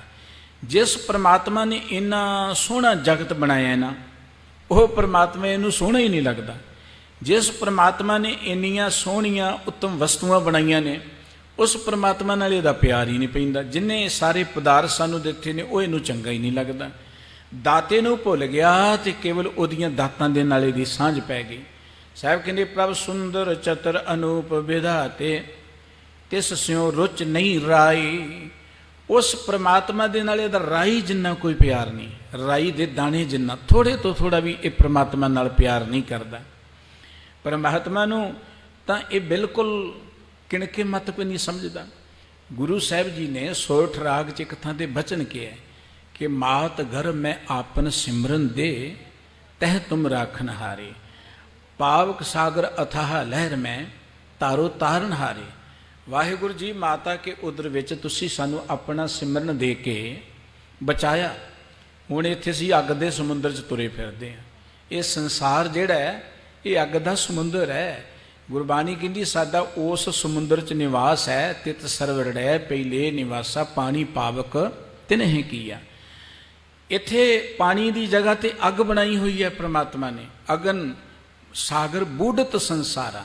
असी सारे ही अग दे समुंदर च गोते खा रहे हैं। माया की अग, तृष्णा की अग, हंकार है, काम क्रोध की अग इत्थे लगी हुई, चारे पासे दुनिया अग दे विच सड़ रही है। सतगुरु जी कहते, उस उधर अग्नि तो परमात्मा के सिमरन ने बचाया। ऐ जिहड़ी संसार की माया की अग है, इत्थों ही परमात्मा ने बचाउणा है। पर साडी हालत यह है कि कीते को मेरा सम्मान है, ਕਰਨਹਾਰ ਤਿਰਣ ਜਾਣੇ, ਤੂੰ ਦਾਤਾ ਮੰਗਣ ਕੋ ਸਗਲੀ ਦਾਨ ਦੇ ਪ੍ਰਭ ਮਾਨੇ। ਵਾਹਿਗੁਰੂ ਜੀ, ਅਸੀਂ ਤੇ ਜਿਸ ਪਰਮਾਤਮਾ ਨੇ ਸਾਨੂੰ ਕੀਤਾ ਨਾ, ਅਸੀਂ ਤੇ ਉਹਨੂੰ ਤਿਰਣ ਦਾ ਅਰਥ ਹੈ ਕੱਖ ਵਾਂਗੂ ਸਮਝਦੇ ਹਾਂ। ਰੱਬ ਦੀਆਂ ਬਣਾਈਆਂ ਚੀਜ਼ਾਂ ਨੂੰ ਸੁਮੇਰ ਪਰਬਤ ਵਾਂਗੂ ਸਮਝਦੇ ਹਾਂ। ਦੁਨਿਆਵੀ ਪਦਾਰਥ ਕਮਾਉਣ ਦਾ ਮਨੁੱਖ ਨੂੰ ਹੱਕ ਹੈ, ਅਧਿਕਾਰ ਹੈ, ਮਨੁੱਖ ਨੂੰ ਯਤਨ ਕਰਨਾ ਚਾਹੀਦਾ। ਪਰ ਜਿੱਥੋਂ ਤੱਕ ਦੁਨਿਆਵੀ ਪਦਾਰਥਾਂ ਦੀ ਖਾਤਰ ਮਨੁੱਖ ਸਾਰੀ ਜ਼ਿੰਦਗੀ ਲਗਾ ਦਿੰਦਾ ਪਦਾਰਥਾਂ ਦੀ ਖਾਤਰ, ਲੇਕਿਨ ਸਰੀਰ ਦਾ ਖਿਆਲ ਰੱਖਣਾ, ਆਪਣੇ ਮਾਨਸਿਕ ਜੀਵਨ ਦਾ ਖਿਆਲ ਰੱਖਣਾ ਇਹਨੂੰ ਪਤਾ ਹੀ ਨਹੀਂ ਹੈ। ਮਨੁੱਖ ਦੀ ਮੁੱਖ ਭਟਕਣਾ ਤੇ ਦੁੱਖਾਂ ਦਾ ਕਾਰਨ ਇਹ ਹੈ ਕਿ ਦੁਨੀਆ ਦੀ ਖਾਤਰ ਤੇ ਜ਼ਿੰਦਗੀ ਲਗਾ ਦਿੰਦਾ। ਆਪਾਂ ਆਪਣੀ ਜ਼ਿੰਦਗੀ ਦਾ ਚੰਗੀ ਤਰ੍ਹਾਂ ਸਰਵੇਖਣ ਕਰਕੇ ਦੇਖੀਏ ਕਿ ਸਾਡੀ ਜ਼ਿੰਦਗੀ ਦਾ ਬਹੁਤਾ ਹਿੱਸਾ ਜਿਹੜਾ ਨਾ ਦੁਨੀਆ ਦੇ ਕੰਮਾਂ ਧੰਦਿਆਂ 'ਚ ਬਤੀਤ ਹੋ ਚਲਿਆ ਜਾਂਦਾ, ਦੁਨੀਆ ਦੀਆਂ ਗੱਲਾਂ ਵਿੱਚ ਹੀ ਬਤੀਤ ਹੁੰਦਾ ਜਾਂਦਾ। ਲੇਕਿਨ ਸਰੀਰ ਦਾ ਧਿਆਨ ਕਰਨਾ ਇਹ ਤੇ ਭਾਗਾਂ ਵਾਲਿਆਂ ਦੇ ਹਿੱਸੇ ਆਇਆ ਕਿ ਆਪਾਂ ਕੋਈ ਸਰੀਰ ਦੀ ਸੰਭਾਲ ਵੀ ਕਰਨੀ ਹੈ, ਸਰੀਰ ਦੀ ਤੰਦਰੁਸਤੀ ਦਾ ਧਿਆਨ ਵੀ ਰੱਖਣਾ ਹੈ। ਉਦੋਂ ਅੱਗੇ ਆਪਣੇ ਆਤਮਿਕ ਜੀਵਨ ਦਾ ਧਿਆਨ ਰੱਖਣਾ ਹੈ। ਇਹ ਤੇ ਬਹੁਤ ਹੀ ਵਿਰਲੇ ਪ੍ਰਾਣੀ ਜਿਨ੍ਹਾਂ ਤੇ ਵਾਹਿਗੁਰੂ ਜੀ ਦੀ ਬਖਸ਼ਿਸ਼ ਹੁੰਦੀ ਉਹ ਕਰਦੇ ਨੇ। ਨਹੀਂ ਤੇ ਸਰੀਰਕ ਜੀਵਨ 'ਚ ਵੀ ਦੇਖੀਏ ਕਈ ਲੋਕ ਕੀ ਨੇ, ਕੰਮ ਕਰਦੇ ਕਰਦੇ ਆਪਣੇ ਸਰੀਰ ਨੂੰ ਵੀ ਰੋਗੀ ਬਣਾ ਲੈਂਦੇ। ਕਹਿੰਦੇ ਜੀ ਰੋਟੀ ਖਾਣ ਦਾ ਟਾਈਮ ਨਹੀਂ, ਆਰਾਮ ਕਰਨ ਦਾ, ਸੌਣ ਦਾ ਟਾਈਮ ਨਹੀਂ ਜੀ ਸਾਡੇ ਕੋਲ, ਆਪਾਂ ਕੀ ਕਰਾਂਗੇ। ਹੁਣ ਜਿਸ ਬੰਦੇ ਕੋਲ ਸੌਣ ਦਾ ਟਾਈਮ ਨਹੀਂ ਹੈ, ਜਿਹੜਾ ਬੰਦਾ ਕਦੀ ਵੇਲੇ ਸਿਰ ਸੁੱਤਾ ਹੀ ਨਹੀਂ, ਵੇਲੇ ਸਿਰ ਜਾਗਿਆ ਹੀ ਨਹੀਂ, ਵੇਲੇ ਸਿਰ ਜਿੰਨੇ ਖਾਧਾ ਪੀਤਾ ਨਹੀਂ, ਵੇਲੇ ਸਿਰ ਆਪਣੇ ਸਰੀਰ ਨੂੰ ਨਹੀਂ ਸੰਭਾਲਿਆ, ਉਹਨੇ ਰੱਬ ਵਾਲੇ ਬੰਦੇ ਦੇ ਕਿੱਥੋਂ ਜੋੜਨਾ। ਰੱਬ ਦਾ ਦਿੱਤਾ ਇੰਨਾ ਵਧੀਆ ਸਰੀਰ, ਇੰਨੀ ਲਾਪਰਵਾਹੀ ਇਹਦੇ ਪ੍ਰਤੀ ਮਨੁੱਖ ਨੇ ਕੀਤੀ। ਸਰੀਰਕ ਜੀਵਨ ਵੱਲ ਭਾਗਾਂ ਵਾਲਿਆਂ ਦਾ ਧਿਆਨ ਹੈ, ਚੰਗੇ ਲੋਕਾਂ ਦਾ ਧਿਆਨ ਹੈ। ਇਹ ਤੋਂ ਬਾਅਦ ਆ ਜਾਂਦੀ ਆਤਮਿਕ ਜੀਵਨ ਦੀ ਗੱਲ। ਆਤਮਿਕ ਜੀਵਨ ਵਾਲੇ ਬੰਨੇ ਤੇ ਬਹੁਤ ਵੱਡੇ ਭਾਗਾਂ ਵਾਲੇ ਉਹ ਪ੍ਰਾਣੀ ਨੇ ਜਿਨ੍ਹਾਂ ਨੂੰ ਪਤਾ ਹੈ ਕਿ ਅਸੀਂ ਆਪਣੇ ਅੰਦਰ ਬਾਰੇ ਵੀ ਕੁਝ ਸੋਚਣਾ, ਕੋਈ ਆਪਣੇ ਅੰਦਰ ਨੂੰ ਵੀ ਸਵਾਰਨਾ। ਨਹੀਂ ਤੇ ਜ਼ਿਆਦਾਤਰ ਮਨੁੱਖ ਦੀ ਹਾਲ ਦੇਖੀਏ ਨਾ ਕਿ ਦੁਨਿਆਵੀ ਕੰਮਾਂ ਦੇ ਲਈ ਸਾਰੀ ਜ਼ਿੰਦਗੀ ਲੱਗ ਜਾਂਦੀ ਹੈ, ਦਿਨ ਰਾਤ ਲੱਗ ਜਾਂਦੇ ਨੇ। ਰੱਬ ਵਾਲੇ ਬੰਨੇ ਜੇ ਕਿਤੇ ਮਹੀਨੇ ਕੁ ਬਾਅਦ ਦੇ ਟਾਈਮ ਕੱਢ ਵੀ ਲਏ ਨਾ, ਮਹੀਨੇ ਕੁ ਬਾਅਦ ਕਿਤੇ ਫਿਰ ਵੀ ਘੜੀ ਦੇਖਦਾ ਰਹਿੰਦਾ, ਬਸ ਜੀ ਕੰਮ ਤੇ ਜਾਣਾ ਸੀ, ਲੇਟ ਹੀ ਹੋ ਗਏ। ਜੇ ਕਿਤੇ ਭੁੱਲ ਭੁਲੇਖੇ ਨਾ ਕਿਤੇ ਨੂੰ ਮਜਬੂਰੀ ਵਸ ਜਾਣਾ ਵੀ ਪੈ ਜਾਏ, ਉੱਥੇ ਦਿਲ ਹੀ ਨਹੀਂ ਲੱਗਦਾ ਇਹਦਾ, ਕਿਉਂਕਿ ਰੁਚੀ ਨਹੀਂ ਹੈ, ਉਧਰ ਖਿੱਚ ਨਹੀਂ ਹੈ ਇਹਦੇ ਮਨ ਅੰਦਰ। ਇਹੀ ਕਾਰਨ ਹੈ ਮਨੁੱਖ ਦੀ ਭਟਕਣਾ ਦਾ ਕਿ ਜੋ ਇਹਦੀ ਜ਼ਿੰਦਗੀ ਦਾ ਅਸਲੀ ਕੰਮ ਸੀ।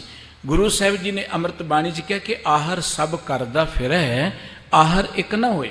ਮਨੁੱਖ ਬਹੁਤ ਕੰਮ ਕਰਦਾ ਹੈ, ਬਹੁਤ ਕੰਮ ਕਰਦਾ ਹੈ, ਪਰ ਇੱਕ ਕੰਮ ਜਿਹਨੂੰ ਇਹ ਕਰਨ ਲਈ ਆਇਆ ਸੀ ਉਹ ਹੁੰਦਾ ਹੀ ਨਹੀਂ ਹੈ।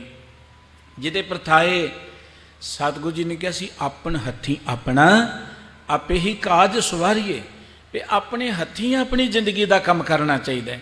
ਅਸੀਂ ਕਾਰੋਬਾਰ ਚਲਾਉਂਦੇ ਹਾਂ, ਹੋਰ ਆਪਣੇ ਅਨੇਕ ਤਰ੍ਹਾਂ ਦੇ ਧੰਦੇ ਕਰਦੇ ਹਾਂ, ਤੇ ਅਸੀਂ ਕਹਿੰਦੇ ਵੀ ਆਪਣੇ ਕੰਮ ਦਾ ਧਿਆਨ ਆਪ ਰੱਖਣਾ ਚਾਹੀਦਾ, ਦੂਜਿਆਂ ਤੇ ਨਹੀਂ ਛੱਡਣਾ ਚਾਹੀਦਾ, ਕੇਵਲ ਨੌਕਰਾਂ ਤੇ ਨਹੀਂ ਛੱਡਣਾ ਚਾਹੀਦਾ। ਦੁਨਿਆਵੀ ਕੰਮਾਂ ਨੂੰ ਅਸੀਂ ਕਹਿੰਦੇ ਆਪਣੇ ਕੰਮ ਦਾ ਆਪ ਧਿਆਨ ਰੱਖਣਾ ਚਾਹੀਦਾ ਹੈ। ਆਮ ਇੱਕ ਕਹਾਵਤ ਸੀ, ਖੇਤੀ ਖਸਮਾਂ ਸੇਤੀ, ਕਿ ਜੇ ਖੇਤੀ ਉਹ ਵੀ ਤਾਂ ਹੀ ਹੈ ਜੇ ਸਿਰ ਤੇ ਕੋਈ ਮਾਲਕ ਹੈ, ਦੂਜਿਆਂ ਦੇ ਛੱਡਿਆਂ ਖੇਤੀ ਨਹੀਂ ਚੱਲਦੀ। ਕੋਈ ਕਾਰੋਬਾਰ ਦੂਜਿਆਂ ਤੇ ਨਿਰਭਰ ਹੋਇਆ ਨਹੀਂ ਹੁੰਦਾ। ਜੇ ਦੁਨਿਆਵੀ ਕੰਮ ਦੂਜਿਆਂ ਤੇ ਨਿਰਭਰ ਹੋਇਆ ਨਹੀਂ ਹੁੰਦਾ ਤੇ ਸਤਿਗੁਰੂ ਜੀ ਕਹਿੰਦੇ ਜਿਹੜਾ ਅਸੀਂ ਅਸਲੀ ਕੰਮ ਜ਼ਿੰਦਗੀ ਦਾ ਕਰਨ ਲਈ ਆਏ ਹਾਂ ਨਾ, ਉਹ ਕੰਮ ਵੀ ਦੂਜਿਆਂ ਤੇ ਛੱਡਣਾ ਨਹੀਂ ਹੈ, ਉਹ ਵੀ ਆਪ ਕਰਨਾ ਪੈਣਾ। ਉਹਦੇ ਲਈ ਤੇ ਬਹੁਤਾ ਅਲਰਟ ਹੋਣ ਦੀ ਲੋੜ ਹੈ। ਤੇ ਸਤਿਗੁਰੂ ਸੱਚੇ ਪਾਤਸ਼ਾਹ ਜੀ ਕਹਿੰਦੇ ਆਹਰ ਸਭ ਕਰਦਾ ਫਿਰੇ, ਆਹਰ ਇੱਕ ਨਾ ਹੋਏ। ਬੜੇ ਕੰਮ ਕਰਦਾ ਬੰਦਾ, ਸਾਰੀ ਜ਼ਿੰਦਗੀ ਕੰਮ ਕਰਦਿਆਂ ਬਤੀਤ ਹੋ ਜਾਂਦੀ ਹੈ। ਇੰਨੇ ਕੰਮ ਕਰਦਾ ਜ਼ਿੰਦਗੀ ਮੁੱਕ ਜਾਂਦੀ, ਕੰਮ ਇਹਦੇ ਫਿਰ ਵੀ ਨਹੀਂ ਮੁੱਕਦੇ, ਕੰਮ ਫਿਰ ਵੀ ਧਰੇ ਧਰਾਏ ਰਹਿ ਜਾਂਦੇ ਨੇ। ਜ਼ਿੰਦਗੀ 'ਚ ਮਨੁੱਖ ਜਦੋਂ ਇਸ ਦੁਨੀਆ ਤੋਂ ਜਾਂਦਾ ਹੈ ਉਹ ਦੁਖੀ ਕਿਉਂ ਹੁੰਦਾ ਹੈ? ਦੁਖੀ ਇਸ ਕਰਕੇ ਹੁੰਦਾ ਕਿ ਇਹ ਕੰਮ ਕਰਨਾ ਸੀ ਰਹਿ ਗਿਆ, ਇਹਨਾਂ ਕਿਤੇ ਕੁਝ ਹੋਰ ਕਰ ਲੈਂਦੀ ਨਾ ਰਹਿ ਗਿਆ। ਇਸ ਕਰਕੇ ਉਹ ਪਛਤਾਉਂਦਾ ਜਾਂਦਾ ਹੈ ਕਿ ਜ਼ਿੰਦਗੀ ਚਲੀ ਗਈ ਪਰ ਕੰਮ ਪੂਰੇ ਨਹੀਂ ਹੋਏ। ਇਹ ਪਛਤਾਵਾ ਹੁੰਦਾ ਉਹਦੇ ਮਨ 'ਚ, ਹੋਰ ਕੋਈ ਦੁੱਖ ਨਹੀਂ ਹੈ। ਚਲੇ ਜਾਣਾ ਕੋਈ ਦੁੱਖ ਨਹੀਂ ਹੈ। ਇਹ ਤੇ ਵਾਹਿਗੁਰੂ ਜੀ ਦੇ ਭਾਣੇ 'ਚ ਸਾਨੂੰ ਇੱਕ ਮੌਕਾ ਮਿਲਿਆ। ਇਹ ਜ਼ਿੰਦਗੀ ਸਾਡੀ ਨਹੀਂ ਹੈ, ਇਹ ਸਰੀਰ ਸਾਡਾ ਨਹੀਂ ਹੈ। ਇਹ ਤੇ ਪ੍ਰਮਾਤਮਾ ਨੇ ਸਾਡੇ ਤੇ ਤਰੁੱਠ ਕੇ ਸਾਨੂੰ ਇਸ ਦੁਨੀਆ ਦੇ ਰੰਗ ਤਮਾਸ਼ੇ ਵਿੱਚ ਆ ਕੇ ਕੁਝ ਕਰਨ ਦਾ ਇੱਕ ਮੌਕਾ ਦਿੱਤਾ ਹੈ, ਸੁਨਹਿਰੀ ਮੌਕਾ ਦਿੱਤਾ ਹੈ।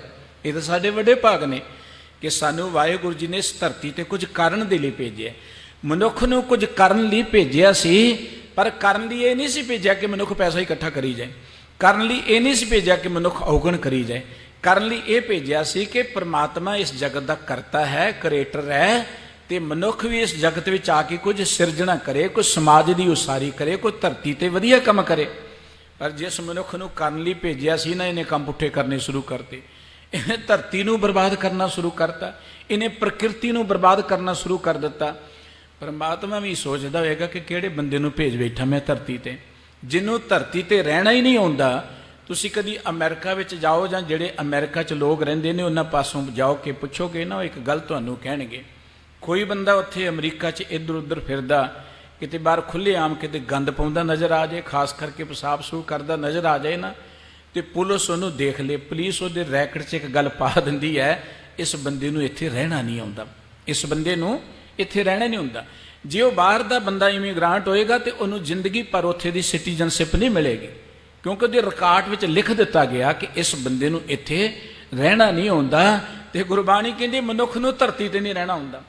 ਇੰਨੀ ਪਿਆਰੀ ਧਰਤੀ, ਇੰਨਾ ਸੋਹਣਾ ਸਭ ਕੁਝ ਪ੍ਰਮਾਤਮਾ ਨੇ ਬਣਾਇਆ ਹੈ, ਤੇ ਮਨੁੱਖ ਨੂੰ ਤੇ ਧਰਤੀ ਤੇ ਰਹਿਣਾ ਹੀ ਨਹੀਂ ਆਉਂਦਾ। ਮਨੁੱਖ ਨੇ ਤੇ ਧਰਤੀ ਨੂੰ ਬਰਬਾਦ ਕਰਨਾ ਸ਼ੁਰੂ ਕਰ ਦਿੱਤਾ। ਸਤਿਗੁਰੂ ਸਾਹਿਬ ਜੀ ਕਹਿੰਦੇ ਉਹ ਬੰਦਿਆ, ਪਰਮਾਤਮਾ ਦੇ ਪ੍ਰਤੀ ਤੇਰੇ ਕੋਲ ਟਾਈਮ ਨਹੀਂ, ਆਹਰ ਸਭ ਕਰਦਾ ਫਿਰੈ, ਆਹਰ ਇੱਕ ਨਾ ਹੋਏ, ਨਾਨਕ ਜਿਤ ਆਹਰ ਜਗ ਉਧਰੈ, ਵਿਰਲਾ ਬੂਝੈ ਕੋਈ। ਜਿਸ ਆਹਰ ਦੇ ਕਰਨ ਦੇ ਨਾਲ ਸਾਡਾ ਉਧਾਰ ਹੋਣਾ, ਦੁਨੀਆ ਦਾ ਉਧਾਰ ਹੋਣਾ। ਅਸੀਂ ਕੇਵਲ ਆਪਣੇ ਉਧਾਰ ਲਈ ਨਹੀਂ ਆਏ, ਜਾਂ ਇਵੇਂ ਕਹਿ ਲਓ ਕਿ ਇਹ ਜ਼ਿੰਦਗੀ ਸਾਨੂੰ ਕੇਵਲ ਆਪਣੇ ਲਈ ਹੀ ਨਹੀਂ ਮਿਲੀ। ਸਾਡੀ ਜ਼ਿੰਦਗੀ ਕੇਵਲ ਆਪਣੇ ਤੱਕ ਸੀਮਤ ਨਹੀਂ ਹੈ। ਜੇ ਕਹੀਏ ਜੀ ਮੈਂ ਆਪਣੇ ਤੱਕ ਹੀ ਰਹਿਣਾ, ਆਪਣੇ ਤੱਕ ਜੇ ਰਹਿਣਾ ਹੈ ਤੇ ਆਪਾਂ ਸਾਰੀ ਚੀਜ਼ ਆਪ ਹੀ ਪੈਦਾ ਕਰੀਏ। ਫਿਰ ਉਵੇਂ ਕਹਿੰਦੇ ਜੀ ਅਸੀਂ ਦੂਜਿਆਂ ਕੋ ਕੀ ਲੈਣਾ, ਅਸੀਂ ਦੂਜਿਆਂ ਦੀ ਖਾਤਰ ਕਿਉਂ ਕੰਮ ਕਰੀਏ। ਫਿਰ ਆਪਾਂ ਦੂਜਿਆਂ ਦੀਆਂ ਬਣਾਈਆਂ ਚੀਜ਼ਾਂ ਵੀ ਨਾ ਵਰਤੀਏ। ਕੱਪੜਾ ਅਸੀਂ ਬਾਜ਼ਾਰੋਂ ਖਰੀਦਦੇ ਹਾਂ, ਕੱਪੜਾ ਕੋਈ ਅਸੀਂ ਤਾਂ ਨਹੀਂ ਬਣਾਇਆ। ਕੱਪੜੇ ਨੂੰ ਦੇਖੋ ਨਾ, ਕਿਸ ਨੇ ਉਹਨੂੰ ਪੈਦਾ ਕੀਤਾ, ਕਪਾਹ ਪੈਦਾ ਕੀਤੀ, ਕਿੰਨੇ ਕਪਾਹ ਬੀਜੀ ਹੈ, ਕਿੰਨਾ ਜ਼ਿਮੀਂਦਾਰ ਗਰਮੀ ਦੇ ਵਿੱਚ ਠੰਡ ਦੇ ਵਿੱਚ ਫਸਲ ਬੀਜਦਾ ਹੈ। ਕਪਾਹ ਨੂੰ ਫਿਰ ਚੁਣਿਆ ਜਾਂਦਾ ਹੈ, ਕਪਾਹ ਨੂੰ ਫਿਰ ਵੇਲਿਆ ਜਾਂਦਾ ਹੈ, ਵੇਲਣ ਤੋਂ ਬਾਅਦ ਫਿਰ ਉਹਨੂੰ ਪਿੰਜਿਆ ਜਾਂਦਾ ਹੈ, ਪਿੰਜਣ ਤੋਂ ਬਾਅਦ ਉਹਨੂੰ ਕੱਤਿਆ ਜਾਂਦਾ ਹੈ, ਕੱਤਣ ਤੋਂ ਬਾਅਦ ਉਹਨੂੰ ਉਣਿਆ ਜਾਂਦਾ ਹੈ, ਉਹਦਾ ਫਿਰ ਕੱਪੜਾ ਬਣਦਾ ਹੈ, ਰੰਗਿਆ ਜਾਂਦਾ ਹੈ। ਹਜ਼ਾਰਾਂ ਲੋਕਾਂ ਦੇ ਹੱਥ ਲੱਗ ਕੇ ਕੱਪੜਾ ਸਾਡੇ ਤੱਕ ਆਉਂਦਾ। ਅਸੀਂ ਬਾਜ਼ਾਰ ਜਾ ਕੇ ਪੈਸੇ ਦਿੰਦੇ ਖਰੀਦ ਲੈਂਦੇ। ਦੇਖੋ ਜੀ ਆਪਣੇ ਪੈਸਿਆਂ ਦਾ ਖਰੀਦਾ। ਜੇ ਆਪਣੇ ਪੈਸਿਆਂ ਦਾ ਖਰੀਦਣਾ, ਬਾਜ਼ਾਰੋਂ ਨਾ ਖਰੀਦੋ, ਫਿਰ ਆਪ ਪੈਦਾ ਕਰਕੇ ਦੇਖੋ ਨਾ। ਅਸੀਂ ਤੇ ਦੂਜਿਆਂ ਤੋਂ ਬਿਨਾਂ ਜਿਉ ਹੀ ਨਹੀਂ ਸਕਦੇ। ਕੱਪੜਾ ਕੋਈ ਨਹੀਂ ਬਣਾਏਗਾ ਤੇ ਅਸੀਂ ਕਿੱਥੋਂ ਲਵਾਂਗੇ? ਰੋਟੀ ਕੋਈ ਨਹੀਂ ਅੰਨ ਪੈਦਾ ਕਰੇਗਾ, ਅਸੀਂ ਕਿੱਥੋਂ ਖਾਵਾਂਗੇ? ਅਸੀਂ ਦੂਜਿਆਂ ਤੇ ਡਿਪੈਂਡ ਹਾਂ। ਮਤਾਂ ਕੋਈ ਸੋਚੇ ਮੈਂ ਬੜਾ ਅਮੀਰ ਹਾਂ, ਜਿੰਨਾ ਜ਼ਿਆਦਾ ਆਪਣੇ ਆਪ ਨੂੰ ਕੋਈ ਬਾਹਰੀ ਤੌਰ ਤੇ ਧਨਵਾਨ ਸਮਝਦਾ, ਉਹਨਾਂ ਉਹ ਦੂਜਿਆਂ ਤੇ ਜ਼ਿਆਦਾ ਡਿਪੈਂਡ ਹੈ, ਉਹ ਦੂਜਿਆਂ ਤੇ ਜ਼ਿਆਦਾ ਨਿਰਭਰ ਹੈ। ਉਹ ਕਦੀ ਸਵੈ ਨਿਰਭਰ ਹੋ ਹੀ ਨਹੀਂ ਸਕਦਾ। ਜਿਹਨੂੰ ਕਹਿੰਦੇ ਨਾ ਆਤਮ ਨਿਰਭਰ। ਆਤਮ ਨਿਰਭਰ ਦਾ ਅਰਥ ਇਹ ਹੁੰਦਾ ਹੈ ਕਿ ਆਪਣੇ ਹੱਥੀਂ ਆਪਣੀ ਹਰ ਗੱਲ ਕਰਨੀ, ਆਪਣੇ ਹੱਥੀਂ ਮਿਹਨਤ ਕਰਨੀ। ਤੇ ਮਨੁੱਖ ਤਾਂ ਜਿੰਨਾ ਬਹੁਤੀਆਂ ਇਹਦੇ ਕੋਲ ਸਹੂਲਤਾਂ ਆ ਗਈਆਂ ਉਹਨਾਂ ਜ਼ਿਆਦਾ ਗੁਲਾਮ ਹੋ ਗਿਆ। ਇਹ ਆਤਮ ਨਿਰਭਰ ਹੈ ਹੀ ਨਹੀਂ, ਇਹ ਤੇ ਗੁਲਾਮ ਹੈ। ਘਰ 'ਚ ਭਾਂਡੇ ਮਾਂਜਣ ਵਾਲੀ ਨਾ ਆਏ ਤੇ ਆਪਾਂ ਰੋਟੀ ਨਹੀਂ ਖਾਂਦੇ, ਬੈਠੇ ਰਹਿੰਦੇ, ਦੇਖੋ ਜੀ ਕੰਮ ਵਾਲੀ ਨਹੀਂ ਆਈ, ਇਹ ਕਾਹਦਾ ਆਤਮ ਨਿਰਭਰ ਹੈ। ਸਫਾਈ ਕਰਨ ਵਾਲੀ ਨਾ ਆਏ ਤੇ ਅਸੀਂ ਸਾਰਾ ਦਿਨ ਦੁਖੀ ਰਹਿੰਦੇ, ਅੱਜ ਤੇ ਸਫਾਈ ਨਹੀਂ ਹੋਈ ਜੀ। ਜੇ ਕਿਤੇ ਬਿਜਲੀ ਚੱਲ ਜੇ ਅਸੀਂ ਸਾਡੀ ਹਾਲਤ ਦੇਖਣ ਨੂੰ ਮਿਲਦੀ ਹੈ। ਇਹਨੂੰ ਆਤਮ ਨਿਰਭਰ ਕਿਵੇਂ ਕਿਹਾ ਜਾਂਦਾ? ਆਤਮ ਨਿਰਭਰ ਦਾ ਅਰਥ ਇਹ ਹੈ ਕਿ ਤੁਸੀਂ ਕਦੀ ਵੀ ਕਿਸੇ ਤੇ ਡਿਪੈਂਡ ਨਾ ਹੋ, ਜ਼ਿੰਦਗੀ ਤੁਹਾਡੀ ਕਿਤੇ ਵੀ ਗਿਲਾ ਨਾ ਆਏ।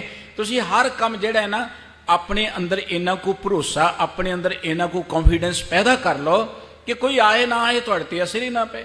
ਇਹਨੂੰ ਕਹਿੰਦੇ ਨੇ ਆਤਮ ਨਿਰਭਰ। ਇਹ ਨਹੀਂ ਕਿ ਪੈਸੇ ਬਹੁਤ ਹੋ ਗਏ ਸੀ ਆਤਮ ਨਿਰਭਰ ਹੋ ਗਏ। ਪੈਸੇ ਹੋਣਾ ਆਤਮ ਨਿਰਭਰ ਨਹੀਂ ਹੈ। ਆਤਮ ਨਿਰਭਰ ਦਾ ਅਰਥ ਹੈ ਕਿ ਤੁਸੀਂ ਆਪਣੀ ਗੱਲ ਆਪਣੇ ਹੱਥੀਂ ਹਾਰ ਕਰੋ। ਮੈਂ ਬੇਨਤੀ ਕਰ ਰਿਹਾ ਸਾਂ ਕਿ ਮਨੁੱਖ ਕੇਵਲ ਆਪਣੇ ਲਈ ਜਿਉਣ ਲਈ ਨਹੀਂ ਆਇਆ ਕਿ ਮੈਂ ਘਰ ਬਣਾ ਲਿਆ, ਠੀਕ ਹੈ ਜੀ, ਮੇਰਾ ਘਰ ਬੜੀ ਵਧੀਆ ਜਗ੍ਹਾ, ਠੀਕ ਹੈ ਜੀ। ਆਪਣੇ ਲਈ ਨਹੀਂ ਆਏ। ਅਸੀਂ ਆਪਣੇ ਕੇਵਲ ਆਪਣੇ ਤੱਕ ਸੀਮਤ ਰਹਿ ਹੀ ਨਹੀਂ ਸਕਦੇ। ਅਸੀਂ ਸਮਾਜਿਕ ਜੀਵ ਹਾਂ, ਸਮਾਜਿਕ। ਸਮਾਜ ਤੋਂ ਬਿਨਾਂ ਅਸੀਂ ਨਹੀਂ ਚੱਲ ਸਕਦੇ। ਦੇਖੋ ਜੇ ਸਮਾਜ ਨਾ ਹੋਏ ਤੇ ਅਸੀਂ ਕੀ ਕਰਾਂਗੇ ਇਕੱਲੇ? ਕਿਸੇ ਬੰਦੇ ਨੂੰ ਜਦੋਂ ਸਜ਼ਾ ਦੇਣੀ ਹੁੰਦੀ ਨਾ, ਸਜ਼ਾ ਗੌਰਮੈਂਟਾਂ ਨੇ ਜੇਲ੍ਹ ਬਣਾਈ ਹੈ, ਜੇਲ੍ਹ ਦੇ ਅੰਦਰ ਕੁਝ ਨਹੀਂ ਕਹਿੰਦੇ, ਬੰਦ ਕਰ ਦਿੰਦੇ ਨੇ। ਬੰਦ ਕਰਨ ਦਾ ਅਰਥ ਕਿ ਇਹਨੂੰ ਸਮਾਜ ਨਾਲੋਂ ਤੋੜ ਦਿਓ, ਦੁਨੀਆ ਨਾਲੋਂ ਤੋੜ ਦਿਓ। ਇਹ ਦੁਨੀਆ ਨਾਲੋਂ ਟੁੱਟ ਜਾਣਾ ਇੱਕ ਸਜ਼ਾ ਹੁੰਦੀ ਹੈ। ਬੰਦਾ ਇਕੱਲਾ ਹੀ ਮਾਨਸਿਕ ਤੌਰ ਤੇ ਪੀੜਤ ਹੋ ਜਾਂਦਾ ਉੱਥੇ ਬੈਠਾ। ਉੱਥੇ ਹੋਰ ਦੁੱਖ ਕੋਈ ਨਹੀਂ ਹੈ, ਉਹਨੂੰ ਰੋਟੀ ਵੀ ਮਿਲਦੀ, ਚਲੋ ਜਿਸ ਤਰ੍ਹਾਂ ਦੀ ਵੀ ਮਿਲਦੀ ਹੈ, ਉਹਨੂੰ ਹੋਰ ਵੀ ਸਾਧਨ ਮਿਲਦੇ ਨੇ, ਲੇਕਿਨ ਉੱਥੇ ਰੱਖਣ ਦਾ ਇੱਕੋ ਇੱਕ ਕਾਰਨ ਕਿ ਇਹਨੂੰ ਸਮਾਜ ਨਾਲੋਂ ਤੋੜ ਦਿਓ, ਇਹਨੂੰ ਪਰਿਵਾਰ ਨਾਲੋਂ ਤੋੜ ਦਿਓ। ਇਹਦਾ ਮਤਲਬ ਕਿ ਪਰਿਵਾਰ ਨਾਲੋਂ ਟੁੱਟ ਜਾਣਾ ਇੱਕ ਬੜਾ ਵੱਡਾ ਦੁੱਖ ਹੈ। ਪਰਿਵਾਰ ਤੋਂ ਬਿਨਾਂ, ਸਮਾਜ ਤੋਂ ਬਿਨਾਂ ਅਸੀਂ ਜਿਉ ਨਹੀਂ ਸਕਦੇ। ਅਸੀਂ ਤੇ ਰੋਟੀ ਨਹੀਂ ਖਾ ਸਕਦੇ ਸਮਾਜ ਤੋਂ ਬਿਨਾਂ, ਅਸੀਂ ਤੇ ਸੜਕਾਂ ਤੇ ਨਹੀਂ ਚੱਲ ਸਕਦੇ ਸਮਾਜ ਤੋਂ ਬਿਨਾਂ। ਤੇ ਜਿੱਥੋਂ ਤੱਕ ਗੱਲ ਹੁੰਦੀ ਹੈ ਨਾ ਸਹੂਲਤਾਂ ਲੈਣ ਦੀ, ਉਦੋਂ ਅਸੀਂ ਸਮਾਜ ਦੀ ਗੱਲ ਕਰਦੇ ਹਾਂ, ਪਰ ਜਦੋਂ ਸਮਾਜ ਨੂੰ ਕੁਝ ਦੇਣ ਦੀ ਗੱਲ ਹੁੰਦੀ ਕਹਿੰਦੇ ਜੀ ਆਪਾਂ ਕੀ ਲੈਣਾ ਹੈ, ਕੋਈ ਗੱਲ ਨਹੀਂ, ਸਾਡਾ ਕੰਮ ਤਾਂ ਚੱਲ ਹੀ ਰਿਹਾ ਨਾ। ਇਹ ਹੈ ਬੰਦੇ ਦੀ ਭੁੱਲ, ਇਹ ਹੈ ਬੰਦਾ ਭੁਲੇਖੇ 'ਚ ਪਿਆ। ਨਾਨਕ ਜਿਤ ਆਹਰ ਜਗ ਉਧਰੈ, सतगुरु जी कहते बड़े काम करदा है बंदा, लेकिन जिहड़े काम नूं करन लई आया सी वो करदा ही नहीं। जिस काम दे करन नाल दुनिया दा उद्धार होए, लोकां दा भला होए। जदों साडा भला होएगा लोकां दा जरूर भला होएगा, लोकां दा भला होएगा साडा भला जरूर होएगा।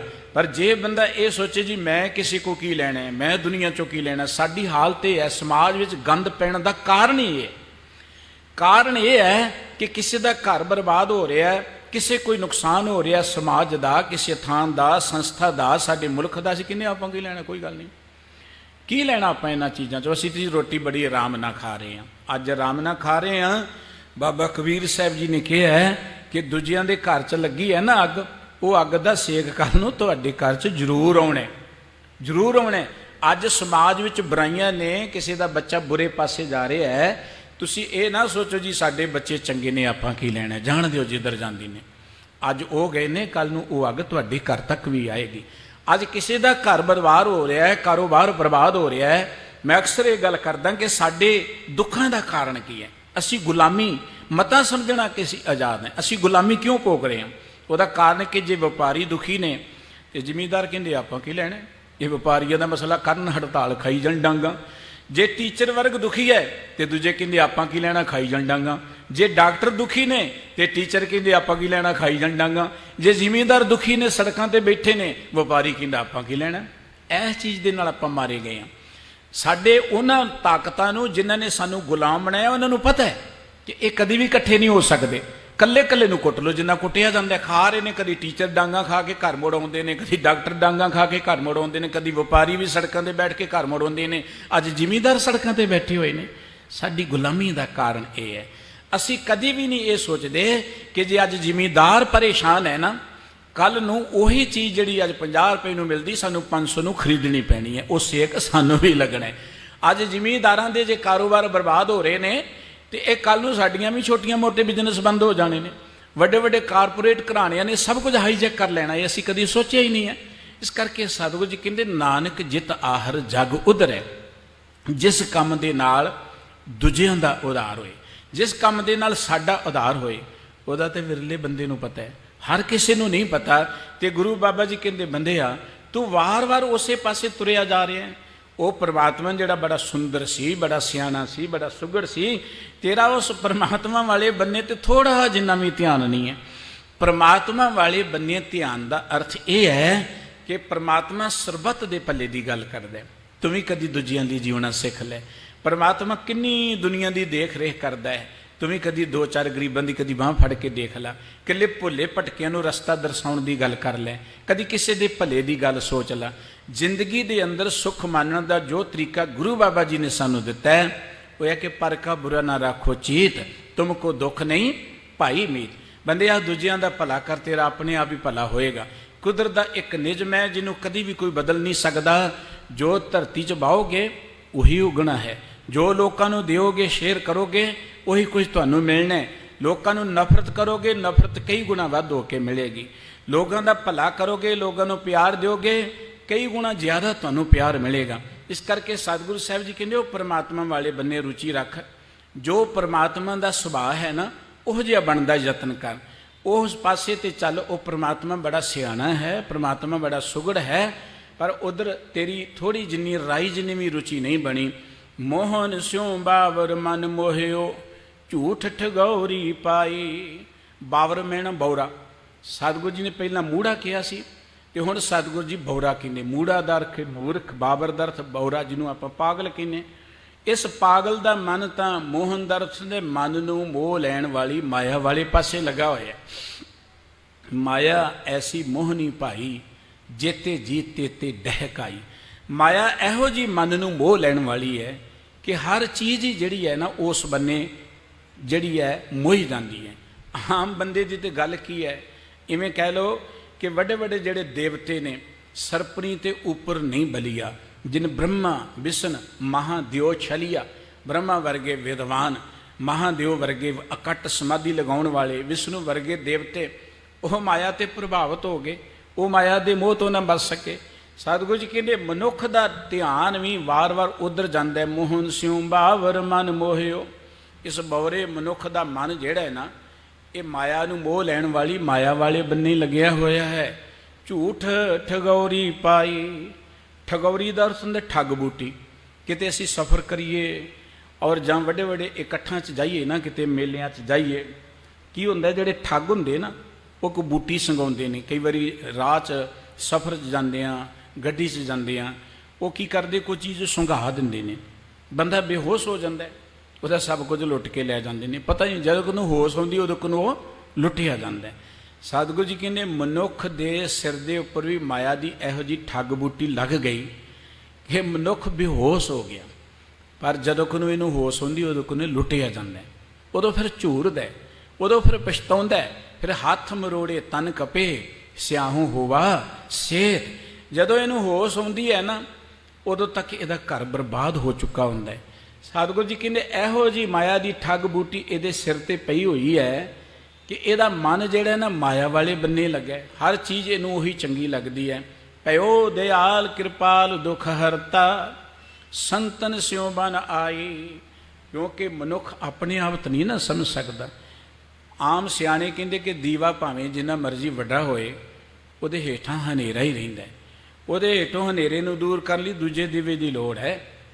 ਇਕੱਲਾ ਬੰਦਾ ਜਿੰਨਾ ਮਰਜ਼ੀ ਵਿਦਵਾਨ ਹੋਏ, ਜਿੰਨਾ ਮਰਜ਼ੀ ਉਹ ਜਪ ਤਪ ਕਰਨ ਵਾਲਾ ਹੋਵੇ, ਜਿੰਨਾ ਮਰਜ਼ੀ ਉਹ ਭਲਾ ਹੋਵੇ, ਦਾਨ ਪੁੰਨ ਕਰਨ ਵਾਲਾ ਹੋਵੇ, ਲੇਕਿਨ ਉਹ ਜ਼ਿੰਦਗੀ 'ਚ ਜਿਹੜੀਆਂ ਕਮਜ਼ੋਰੀਆਂ ਨੇ ਹੁੰਦਾ ਉਹਨੂੰ ਆਪ ਥੋੜ੍ਹਾ ਪਤਾ ਲੱਗੇਗਾ। ਉਹ 'ਤੇ ਜਦੋਂ ਅਸੀਂ ਸਤ ਸੰਗਤ ਵਿੱਚ ਆਵਾਂਗੇ, ਮਾਇਆ ਦੇ ਮੋਹ ਤੋਂ ਬਚਣ ਦੇ ਲਈ, ਦੁੱਖਾਂ ਤੋਂ ਬਚਣ ਦੇ ਲਈ, ਵਿਕਾਰਾਂ ਤੋਂ ਬਚਣ ਦੇ ਲਈ ਸਤਿਗੁਰੂ ਜੀ ਨੇ ਸਭ ਤੋਂ ਜੋ ਉੱਤਮ ਸਥਾਨ ਸਾਨੂੰ ਦਿੱਤਾ ਹੈ ਉਹ ਹੈ ਸਤ ਸੰਗਤ। ਸਾਹਿਬ ਕਹਿੰਦੇ ਭਇਓ ਦਿਆਲ ਕਿਰਪਾਲ ਦੁਖ ਹਰਤਾ। ਉਹ ਦਇਆ ਦਾ ਘਰ, ਉਹ ਕਿਰਪਾ ਦਾ ਘਰ, ਦੁੱਖਾਂ ਨੂੰ ਦੂਰ ਕਰਨ ਵਾਲਾ ਪਰਮ ਪਿਤਾ ਪਰਮਾਤਮਾ ਜਦੋਂ ਮਨੁੱਖ ਦੇ ਉੱਪਰ ਤਰੁੱਠਦਾ ਹੈ, ਫਿਰ ਸੰਤਨ ਸਿਉ ਬਨ ਆਈ। ਫਿਰ ਸਤ ਸੰਗਤ ਦੇ ਨਾਲ, ਸਤਿਪੁਰਖਾਂ ਦੇ ਨਾਲ ਇਹਦੀ ਸਾਂਝ ਬਣਦੀ ਹੈ। ਇਵੇਂ ਕਹਿ ਲਓ ਕਿ ਜਿਹਨੂੰ ਪਰਮਾਤਮਾ ਨੇ ਬਚਾਉਣਾ ਹੁੰਦਾ ਉਹਨੂੰ ਸਤ ਸੰਗਤ ਵਿੱਚ ਲਿਆ ਹੁੰਦਾ, ਅਤੇ ਜਿਹਦੇ ਉੱਪਰ ਸਤ ਸੰਗਤ ਦੀ ਕਿਰਪਾ ਹੋ ਜਾਂਦੀ। ਭਇਓ ਅਨੁਗ੍ਰਹ ਪ੍ਰਸਾਦ ਸੰਤਨ ਕੈ, ਹਰ ਨਾਮਾ ਹੈ ਮੀਠਾ। ਜਦੋਂ ਸਤ ਸੰਗਤ ਦੀ ਦਇਆ ਦ੍ਰਿਸ਼ਟੀ ਹੁੰਦੀ ਮਨੁੱਖ ਨੂੰ, ਫਿਰ ਨਾਮ ਮਿੱਠਾ ਲੱਗਦਾ। ਸਤ ਸੰਗਤ ਤੋਂ ਬਿਨਾਂ ਨਾਮ ਨਾਲ ਮਨੁੱਖ ਦਾ ਪਿਆਰ ਬਣ ਹੀ ਨਹੀਂ ਸਕਦਾ। ਬਾਬਾ ਰਵਿਦਾਸ ਸਾਹਿਬ ਜੀ ਨੇ ਅੰਮ੍ਰਿਤ ਬਾਣੀ 'ਚ ਇੱਕ ਬਚਨ ਕਿਹਾ, ਸਾਧ ਸੰਗਤ ਬਿਨ ਭਾਉ ਨਹੀਂ ਉਪਜੈ, ਭਾਵ ਬਿਨ ਭਗਤ ਨਾ ਹੋਏ ਤੇਰੀ। ਸਾਧ ਸੰਗਤ ਤੋਂ ਬਿਨਾਂ ਪਰਮਾਤਮਾ ਦਾ ਪਿਆਰ ਸਾਡੇ ਅੰਦਰ ਨਹੀਂ ਪੈਦਾ ਹੋਣਾ, ਔਰ ਪਰਮਾਤਮਾ ਦੀ ਭਗਤੀ ਪਿਆਰ ਤੋਂ ਬਿਨਾਂ ਨਹੀਂ ਹੋਣੀ। ਪਿਆਰ ਤੋਂ ਬਿਨਾਂ ਅਸੀਂ ਰੱਬ ਦੀ ਰਹਿਮਤ ਨੂੰ ਪ੍ਰਾਪਤ ਹੀ ਨਹੀਂ ਕਰ ਸਕਦੇ। ਹੋਰ ਜਿੰਨੇ ਮਰਜ਼ੀ ਸਾਧਨ ਵਰਤ ਲਈਏ, ਗੁਰੂ ਕੇ ਬਚਨ ਰੋਜ਼ ਪੜ੍ਹਦੇ ਹਾਂ ਕਿ ਸਾਚ ਕਹੋ ਸੁਣ ਲਿਹੋ ਸਭੈ ਜਿਨ ਪ੍ਰੇਮ ਕੀਓ ਤਿਨ ਹੀ ਪ੍ਰਭ ਪਾਇਓ। ਜਿਨਨੇ ਪ੍ਰਮਾਤਮਾ ਨਾਲ ਪਿਆਰ ਕੀਤਾ ਹੈ ਉਹੀ ਹੀ ਪ੍ਰਮਾਤਮਾ ਨੂੰ ਪਾ ਸਕਦਾ ਹੈ। ਅਸੀਂ ਮਾਇਆ ਨਾਲ ਪਿਆਰ ਕਰਦੇ ਹਾਂ, ਮਾਇਆ ਨੂੰ ਪ੍ਰਾਪਤ ਕਰੀ ਜਾਂਦੇ ਹਾਂ। ਜਿਸ ਚੀਜ਼ ਨਾਲ ਪਿਆਰ ਕਰਾਂਗੇ ਉਹੀ ਸਾਡੇ ਕੋਲ ਆਏਗੀ ਨਾ। ਲੇਕਿਨ ਮਾਇਆ ਨਾਲ ਪਿਆਰ ਕਰਦੇ, ਮਾਇਆ ਇਕੱਠੀ ਭਾਵੇਂ ਕਰ ਲੈਂਦੇ, ਪਰ ਮਾਇਆ ਸਾਥ ਨਹੀਂ ਨਾ ਜਾਂਦੀ। ਮਾਈ ਮਾਇਆ ਛਾਲ ਤ੍ਰਿਣ ਕੀ ਅਗਨ ਮੇਘ ਕੀ ਛਾਇਆ, ਗੋਬਿੰਦ ਭਜਨ ਬਿਨ ਹਰ ਕਾ ਜਲ। ਸਤਿਗੁਰੂ ਜੀ ਕਹਿੰਦੇ ਮਾਇਆ ਤਾਂ ਛਾਲ ਸਰੂਪ ਹੈ। ਜਿਵੇਂ ਕੱਖਾਂ ਨੂੰ ਅੱਗ ਲੱਗੀ ਹੋਏ, ਸਰਦੀਆਂ ਦੇ ਦਿਨ ਨੇ, ਤੁਸੀਂ 2-4 ਕੱਖ ਇਕੱਠੇ ਕਿਤੇ ਕਰਕੇ ਅੱਗ ਬਾਲ ਲਓ ਕਿ ਨਿੱਘ ਆ ਜਾਏਗਾ। ਕੱਖਾਂ ਦੀ ਅੱਗ ਨਾਲ ਕਿੰਨਾ ਕੋਈ ਨਿੱਘ ਮਿਲੇਗਾ? ਕੱਖਾਂ ਦੀ ਅੱਗ ਨਾਲ ਕਿੰਨਾ ਕੁ ਚਾਨਣ ਹੋਇਆ, ਉਹਦੇ ਅੱਗ ਬਲੀ ਤੇ ਬੁਝ ਗਈ। ਤ੍ਰਿਣ ਕੀ ਅਗਨ ਮੇਘ ਕੀ ਛਾਇਆ। ਮੇਘ ਕਹਿੰਦੇ ਨੇ ਬੱਦਲ ਨੂੰ। ਜੇਠ ਹਾੜ ਦੀਆਂ ਲੂਆਂ ਵਗ ਰਹੀਆਂ ਨੇ, ਐਨ ਸੂਰਜ ਤਪ ਰਿਹਾ ਹੈ, ਕਿਤੇ ਛਾਂ ਨਹੀਂ ਹੈ। ਤੇ ਕਿਤੇ ਛੋਟੀ ਜਿਹੀ ਬਦਲੀ ਆ ਜਾਏ, ਤੇ ਛੋਟੀ ਜਿਹੀ ਬਦਲੀ ਹੇਠ ਖਲੋ ਕੇ ਤੁਸੀਂ ਕਰੋ ਹੰਕਾਰ ਕਿ ਹੁਣ ਠੰਡ ਮਿਲੇਗੀ, ਉਹ ਕਿੰਨਾ ਚਿਰ ਮਿਲੇਗੀ? ਉਹ ਤੇ ਹਵਾ ਦਾ ਬੁਲਾਏਗਾ, ਉੱਡ ਜਾਣਾ। ਮੇਘ ਕੀ ਛਾਇਆ ਥਿਰ ਨਹੀਂ ਹੈ, ਕੱਖਾਂ ਦੀ ਅੱਗ ਸਦਾ ਨਹੀਂ ਚੱਲਦੀ। ਔਰ ਇੱਥੇ ਬਸ ਨਹੀਂ, ਹੜ੍ਹ ਕਾ ਜਲ, ਹੜ੍ਹ ਦਾ ਪਾਣੀ ਵੀ ਸਦਾ ਨਹੀਂ ਵਹਿੰਦਾ ਰਹਿੰਦਾ। ਉਹ ਤੇ ਕੁਝ ਚਿਰ ਲਈ ਚੜ੍ਹਿਆ, ਉਦੋਂ ਬਾਅਦ ਫਿਰ ਉਤਰ ਜਾਣਾ। ਇਹ ਜਿਹੜੇ ਦੁਨੀਆ ਦੇ ਸੁੱਖ ਨੇ, ਇਹ ਹੜ੍ਹ ਦੇ ਪਾਣੀ ਦੀ ਨਿਆਈ ਨੇ, ਹੜ੍ਹ ਦੇ ਪਾਣੀ ਦੀ ਨਿਆਈ। ਮਾਇਆ ਦੇ ਸੁੱਖ ਬੱਦਲਾਂ ਦੀ ਛਾਂ ਵਾਂਗੂ ਨੇ, ਮਾਇਆ ਦੇ ਸੁੱਖ ਕੱਖਾਂ ਦੀ ਅੱਗ ਵਾਂਗੂ ਨੇ, ਮਾਇਆ ਦੇ ਸੁੱਖ ਹੜ੍ਹ ਦੇ ਪਾਣੀ ਵਾਂਗੂ ਨੇ, ਜਿਹੜੇ ਸਦਾ ਨਹੀਂ ਰਹਿਣੇ। ਇਸ ਕਰਕੇ ਸਤਿਗੁਰੂ ਜੀ ਕਹਿੰਦੇ ਮਾਈ ਮਾਇਆ ਛਾਲ। ਇਹ ਭਾਈ ਇਹ ਮਾਇਆ ਛਾਲ ਸਰੂਪ ਹੈ, ਇਹਨੇ ਸਦਾ ਨਹੀਂ ਰਹਿਣਾ। ਪਰ ਅਸੀਂ ਪਿਆਰ ਮਾਇਆ ਨੂੰ ਕਰਦੇ, ਮਾਇਆ ਆ ਜਾਂਦੀ, ਪਰ ਮਾਇਆ ਸਦਾ ਨਹੀਂ ਟਿਕੀ ਰਹਿੰਦੀ। ਜੇ ਪਿਆਰ ਪਰਮਾਤਮਾ ਨੂੰ ਕਰਾਂਗੇ, ਕਿਤੇ ਪਰਮਾਤਮਾ ਆ ਗਿਆ ਤੇ ਪਰਮਾਤਮਾ ਸਾਨੂੰ ਫਿਰ ਛੱਡ ਕੇ ਨਹੀਂ ਜਾਂਦਾ। ਸਤਿਗੁਰੂ ਜੀ ਨੇ ਅੰਮ੍ਰਿਤਮਈ ਬਾਣੀ 'ਚ ਬਚਨ ਕਹੇ ਨੇ ਕਿ ਉਹ ਪਰਮਾਤਮਾ ਜੋ ਹਰ ਕੰਤ ਮਿਲਾਈਆ ਸੇ ਵਿਛੜ ਕਤੇ ਨਾ ਜਾਏ। ਜਿਨ੍ਹਾਂ ਨੂੰ ਕੰਤ ਨੇ ਆਪਣੇ ਨਾਲ ਮਿਲਾ ਲਿਆ, ਮੁੜ ਕੇ ਉਹਨਾਂ ਨੂੰ ਵਿਛੋੜਦਾ ਨਹੀਂ, ਉਹਨਾਂ ਤੋਂ ਦੂਰ ਨਹੀਂ ਜਾਂਦਾ। ਇੱਕ ਵਾਰੀ ਜਿਹੜੇ ਮਿਲ ਗਏ ਉਹ ਮਿਲੇ ਹੀ ਰਹਿੰਦੇ ਨੇ। ਇਸ ਕਰਕੇ ਗੁਰੂ ਬਾਬਾ ਜੀ ਕਹਿੰਦੇ ਭਇਓ ਦਿਆਲ ਕਿਰਪਾਲ ਦੁਖ ਹਰਤਾ, ਦੁੱਖਾਂ ਨੂੰ ਦੂਰ ਕਰਨ ਵਾਲਾ ਉਹ ਪਰਮ ਪਿਤਾ ਕਿਰਪਾਲੂ ਵਾਹਿਗੁਰੂ ਜੀ ਜਦੋਂ ਦਇਆ ਦੇ ਘਰ 'ਚ ਆਇਆ, ਕਿਰਪਾ ਕੀਤੀ, ਸੰਤਨ ਸਿਉ ਬਣ ਆਏ, ਉਦੋਂ ਮਨੁੱਖ ਦੀ ਸਤ ਸੰਗਤ ਨਾਲ ਪ੍ਰੀਤ ਬਣਦੀ ਹੈ। ਸਤ ਸੰਗਤ ਵਿੱਚ ਭਾਗਾਂ ਵਾਲੇ ਪ੍ਰਾਣੀ ਆਉਂਦੇ ਨੇ, ਪਰ ਮੈਂ ਇੱਕ ਬੇਨਤੀ ਕਰਾਂ, ਸਾਰਿਆਂ ਦੀ ਕੋਈ ਸਤ ਸੰਗਤ ਨਾਲ ਬਣਦੀ ਥੋੜ੍ਹੋ ਹੈ।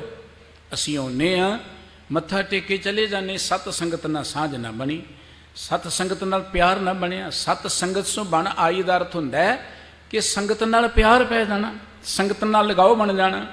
ਕਈ ਵਾਰੀ ਨਾ ਕਈ ਲੋਕ ਰਹਿੰਦੇ ਇਕੱਠੇ ਨੇ, ਆਪਾਂ ਕਹਿੰਦੇ ਰਹਿੰਦੇ ਇਕੱਠੇ, ਪਰ ਸਾਡੀ ਬਣਦੀ ਨਹੀਂ ਉਹਦੇ ਨਾਲ, ਬਣਦੀ ਨਹੀਂ ਕਿ ਦਿਲੀ ਲਗਾ ਹੀ ਕੋਈ ਨਹੀਂ, ਆਪਾਂ ਇੱਕ ਦੂਜੇ ਦੀ ਗੱਲ ਸੁਣਦੇ ਹੀ ਨਹੀਂ। ਹੁਣ ਸਤ ਸੰਗਤ ਸੋ ਬਣ ਆਈ ਦਾ ਅਰਥ ਹੈ ਕਿ ਸਤ ਸੰਗਤ ਵਿੱਚ ਆ ਕੇ ਸੰਗਤ ਦੀ ਗੱਲ ਸੁਣਨੀ, ਸਤ ਸੰਗਤ ਦੇ ਨਾਲ ਪਿਆਰ ਪੈ ਜਾਣਾ, ਸਤ ਸੰਗਤ ਵਿੱਚ ਬੈਠਣਾ। ਹੁਣ ਸਤ ਸੰਗਤ ਦੇ ਨਾਲ ਸਾਂਝ ਉਹਨਾਂ ਦੀ ਬਣਦੀ ਜਿਨ੍ਹਾਂ ਤੇ ਵਾਹਿਗੁਰੂ ਜੀ ਦੀ ਕਿਰਪਾ ਹੁੰਦੀ ਹੈ। ਸਤਿਗੁਰੂ ਜੀ ਨੇ ਇਸੇ ਕਰਕੇ ਕਿਹਾ, ਵੱਡ ਭਾਗੀ ਹਰ ਸੰਗਤ ਪਾਵੈ, ਭਾਗਹੀਨ ਭ੍ਰਮ ਚੋਟਾਂ ਖਾਵੈ, ਬਿਨ ਭਾਗਾਂ ਸਤ ਸੰਗ ਨ ਲੱਭੈ, ਬਿਨ ਸੰਗਤ ਮੈਲ ਭਰੀਜੈ ਜੀਓ। ਭਾਗਾਂ ਤੋਂ ਬਿਨਾਂ ਸਤ ਸੰਗਤ ਨਹੀਂ ਮਿਲਦੀ। ਵੱਡ ਭਾਗੀ ਸਾਧ ਸੰਗ ਪ੍ਰਾਪਤ, ਵੱਡੇ ਭਾਗਾਂ ਵਾਲਿਆਂ ਨੂੰ ਸਤ ਸੰਗਤ ਮਿਲਦੀ ਹੈ। ਤਿੰਨ ਭੇਟਤ ਦੁਰਮਤ ਖੋਈ, ਜਦੋਂ ਸਤ ਸੰਗਤ ਨਾਲ ਬਣ ਗਈ ਸਾਡੀ, ਜਦੋਂ ਸਤ ਸੰਗਤ ਨੂੰ ਭੇਟ ਲਿਆ, ਪਰਸ ਲਿਆ। ਇੱਕ ਹੁੰਦਾ ਸਤ ਸੰਗਤ ਵਿੱਚ ਆਉਣਾ, ਇੱਕ ਹੁੰਦਾ ਸਤ ਸੰਗਤ ਨੂੰ ਪਰਸਣਾ, ਭੇਟਣਾ। ਭੇਟਣ ਦਾ ਅਰਥ ਕੀ ਹੈ ਕਿ ਸਾਡੀ ਜਿਹੜੀ ਸੁਰਤ ਹੈ ਉਹ ਸਤ ਸੰਗਤ ਨਾਲ ਆ ਕੇ ਜੁੜ ਜਾਏ। ਜਿਵੇਂ ਸਰੋਵਰ ਵਿੱਚ ਅਸੀਂ ਇਸ਼ਨਾਨ ਕਰਦੇ ਹਾਂ, ਸਰੀਰਕ ਠੰਡ ਮਿਲਦੀ ਹੈ, ਸਰੀਰ ਦੀ ਮੈਲ ਲੱਥਦੀ ਹੈ, ਤਿਵੇਂ ਸਤ ਸੰਗਤ ਵਿੱਚ ਆ ਕੇ ਜਦੋਂ ਸਾਡੀ ਸੁਰਤ ਜੁੜ ਜਾਏ, ਸੁਰਤ ਦਾ ਇਸ਼ਨਾਨ ਹੋ ਜਾਏ, ਸੁਰਤ ਵਿੱਚ ਗੁਰੂ ਕੇ ਬਚਨ ਵਸ ਜਾਣ, ਸਾਡੀ ਸੁਰਤ ਨੂੰ ਠੰਡ ਮਿਲੇ, ਸਾਡੀ ਸੁਰਤ ਐਨ ਆਨੰਦਮਈ ਮਾਹੌਲ 'ਚ ਚਲੀ ਜਾਏ। ਦੇਖੋ ਨਾ, ਸੰਗਤ 'ਚ ਵੀ ਬੈਠੇ ਕਈ ਵਾਰਾਂ ਸਾਡਾ ਮਨ ਪਰੇਸ਼ਾਨ ਜਿਹਾ ਰਹਿੰਦਾ, ਬੇਚੈਨ ਰਹਿੰਦਾ, ਕਦੀ ਇੱਧਰ ਭਟਕਦਾ ਰਹਿੰਦਾ। ਇਹਦਾ ਮਤਲਬ ਕਿ ਅਸੀਂ ਸਤ ਸੰਗਤ ਅਜੇ ਭੇਟੀ ਨਹੀਂ ਹੈ। ਸਤ ਸੰਗਤ ਭੇਟਣ ਦਾ ਅਰਥ ਇਹ ਹੈ ਕਿ ਸਤ ਸੰਗਤ ਵਿੱਚ ਆ ਕੇ ਸਾਡੀ ਸੁਰਤ ਸ਼ਬਦ ਦੇ ਨਾਲ ਜੁੜ ਜਾਣੀ। ਜਿਨ੍ਹਾਂ ਨੇ ਸਤ ਸੰਗਤ ਨੂੰ ਭੇਟ ਲਿਆ, ਗੁਰੂ ਬਾਬਾ ਜੀ ਕਹਿੰਦੇ ਨੇ ਭੇਟਤ ਦੁਰਮਤ ਖੋਈ, ਫਿਰ ਮਨੁੱਖ ਦੇ ਅੰਦਰੋਂ ਦੁਰਮਤ ਦੀ ਮੈਲ ਮਿਟ ਜਾਂਦੀ। ਜਿਵੇਂ ਸਰੋਵਰ 'ਚ ਨਹਾਤਿਆਂ ਸਰੀਰ ਦੀ ਮੈਲ ਮਿਟ ਜਾਂਦੀ ਹੈ, ਸਤ ਸੰਗਤ ਵਿੱਚ ਇਸ਼ਨਾਨ ਕੀਤਿਆਂ ਮਨ ਦੀ ਮੈਲ, ਅਗਿਆਨਤਾ, ਮਨ ਮਤ, ਅੰਧ ਵਿਸ਼ਵਾਸ ਔਰ ਇਵੇਂ ਕਹਿ ਲਓ ਵਹਿਮ ਭਰਮ ਅੰਦਰੋਂ ਮੁੱਕ ਜਾਂਦੇ ਨੇ ਜਦੋਂ ਸਤ ਸੰਗਤ ਨੂੰ ਅਸੀਂ ਪਰਤ ਚਲਵਾਂਗੇ। ਗੁਰਬਾਣੀ 'ਚ ਵਾਰ-ਵਾਰ ਸਤਿਗੁਰੂ ਜੀ ਨੇ ਕਿਹਾ ਕਿ ਦੁੱਖਾਂ ਤੋਂ ਬਚਣ ਦਾ ਇੱਕੋ ਇੱਕ ਤਰੀਕਾ ਹੈ ਸਤ ਸੰਗਤ। ਗੁਰੂ ਅਰਜਨ ਦੇਵ ਜੀ ਦੇ ਬਚਨ ਕਿ ਰਾਖ ਪਿਤਾ ਪ੍ਰਭ ਮੇਰੇ, ਮੋਇ ਨਿਰਗੁਣ ਸਭ ਗੁਣ ਤੇਰੇ, ਪੰਚ ਬਿਖਾਦੀ ਏਕ ਗਰੀਬਾ ਰਾਖੋ ਰਖਨਹਾਰੇ, ਖੇਦ ਕਰੇ ਅਰ ਬਹੁਤ ਸੰਤਾਵੇ ਆਇਓ ਸਰਣ ਤੁਹਾਰੇ, ਕਰ ਕਰ ਹਾਰਿਓ ਅਨਕ ਬਹੁ ਭਾਂਤੀ ਛੋੜੈ ਕਤਹੂ ਨਾਹੀ, ਏਕ ਬਾਤ ਸੁਨ ਤਾਕੀ ਓਟਾ ਸਾਧ ਸੰਗਤ ਮਿਟ ਜਾਈ। ਮੈਨੂੰ ਪਤਾ ਲੱਗਾ ਕਿ ਸਤ ਸੰਗਤ ਵਿੱਚ ਆ ਕੇ ਮਾਇਆ ਤੋਂ ਜਾਂ ਮਾਇਆ ਦੇ ਇਹ ਜਿਹੜੇ ਪੰਜ ਪੁੱਤਰ ਨੇ, ਕਾਮ ਕ੍ਰੋਧ ਲੋਭ ਹੰਕਾਰ, ਇਹਨਾਂ ਤੋਂ ਬਚਿਆ ਜਾ ਸਕਦਾ ਸਤ ਸੰਗਤ ਵਿੱਚ ਆ ਕੇ। ਸੰਤੀ ਮੰਤ ਦੀਆ ਮੋਇ ਨਿਰਭਉ ਗੁਰ ਕਾ ਸ਼ਬਦ ਕਮਾਇਆ। ਜਦੋਂ ਸਤ ਸੰਗਤ ਵਿੱਚ ਆਏ ਤੇ ਸੰਤਾਂ ਨੇ, ਸਤ ਸੰਗਤ ਨੇ ਮੈਨੂੰ ਉਪਦੇਸ਼ ਕੀਤਾ ਪ੍ਰਮਾਤਮਾ ਦੇ ਨਾਮ ਦਾ, ਮੈਂ ਗੁਰੂ ਕੇ ਸ਼ਬਦ ਦੀ ਕਮਾਈ ਕੀਤੀ। ਫਿਰ ਕੀ ਹੋਇਆ? ਸਤ ਸੰਗਤ ਦੇ ਰਾਹੀਂ ਮੈਨੂੰ ਸਾਰੇ ਪਾਸੇ ਪ੍ਰਮਾਤਮਾ ਹੀ ਪ੍ਰਮਾਤਮਾ ਨਜ਼ਰ ਆ ਗਿਆ। ਗੁਰਬਾਣੀ ਕਹਿੰਦੀ ਜਦੋਂ ਸਤ ਸੰਗਤ ਵਿੱਚ ਆਏ, ਸੰਤਨ ਸਿਉ ਬਣ ਆਈ, ਸਤਿਪੁਰਖਾਂ ਨਾਲ ਸਾਡੀ ਸਾਂਝ ਪੈ ਗਈ, ਉਹਨਾਂ ਨਾਲ ਪਿਆਰ ਪੈ ਗਿਆ, ਸੰਗਤ ਨਾਲ ਪਿਆਰ ਬਣ ਗਿਆ। ਫਿਰ ਸਗਲ ਨਿਧਾਨ ਘਰੇ ਮੈਂ ਪਾਏ। ਨਿਧਾਨ ਕਹਿੰਦੇ ਖਜ਼ਾਨੇ ਨੂੰ, ਸਾਰੇ ਖਜ਼ਾਨੇ ਸਾਨੂੰ ਆਪਣੇ ਘਰ ਵਿੱਚੋਂ ਹੀ ਲੱਭੇ।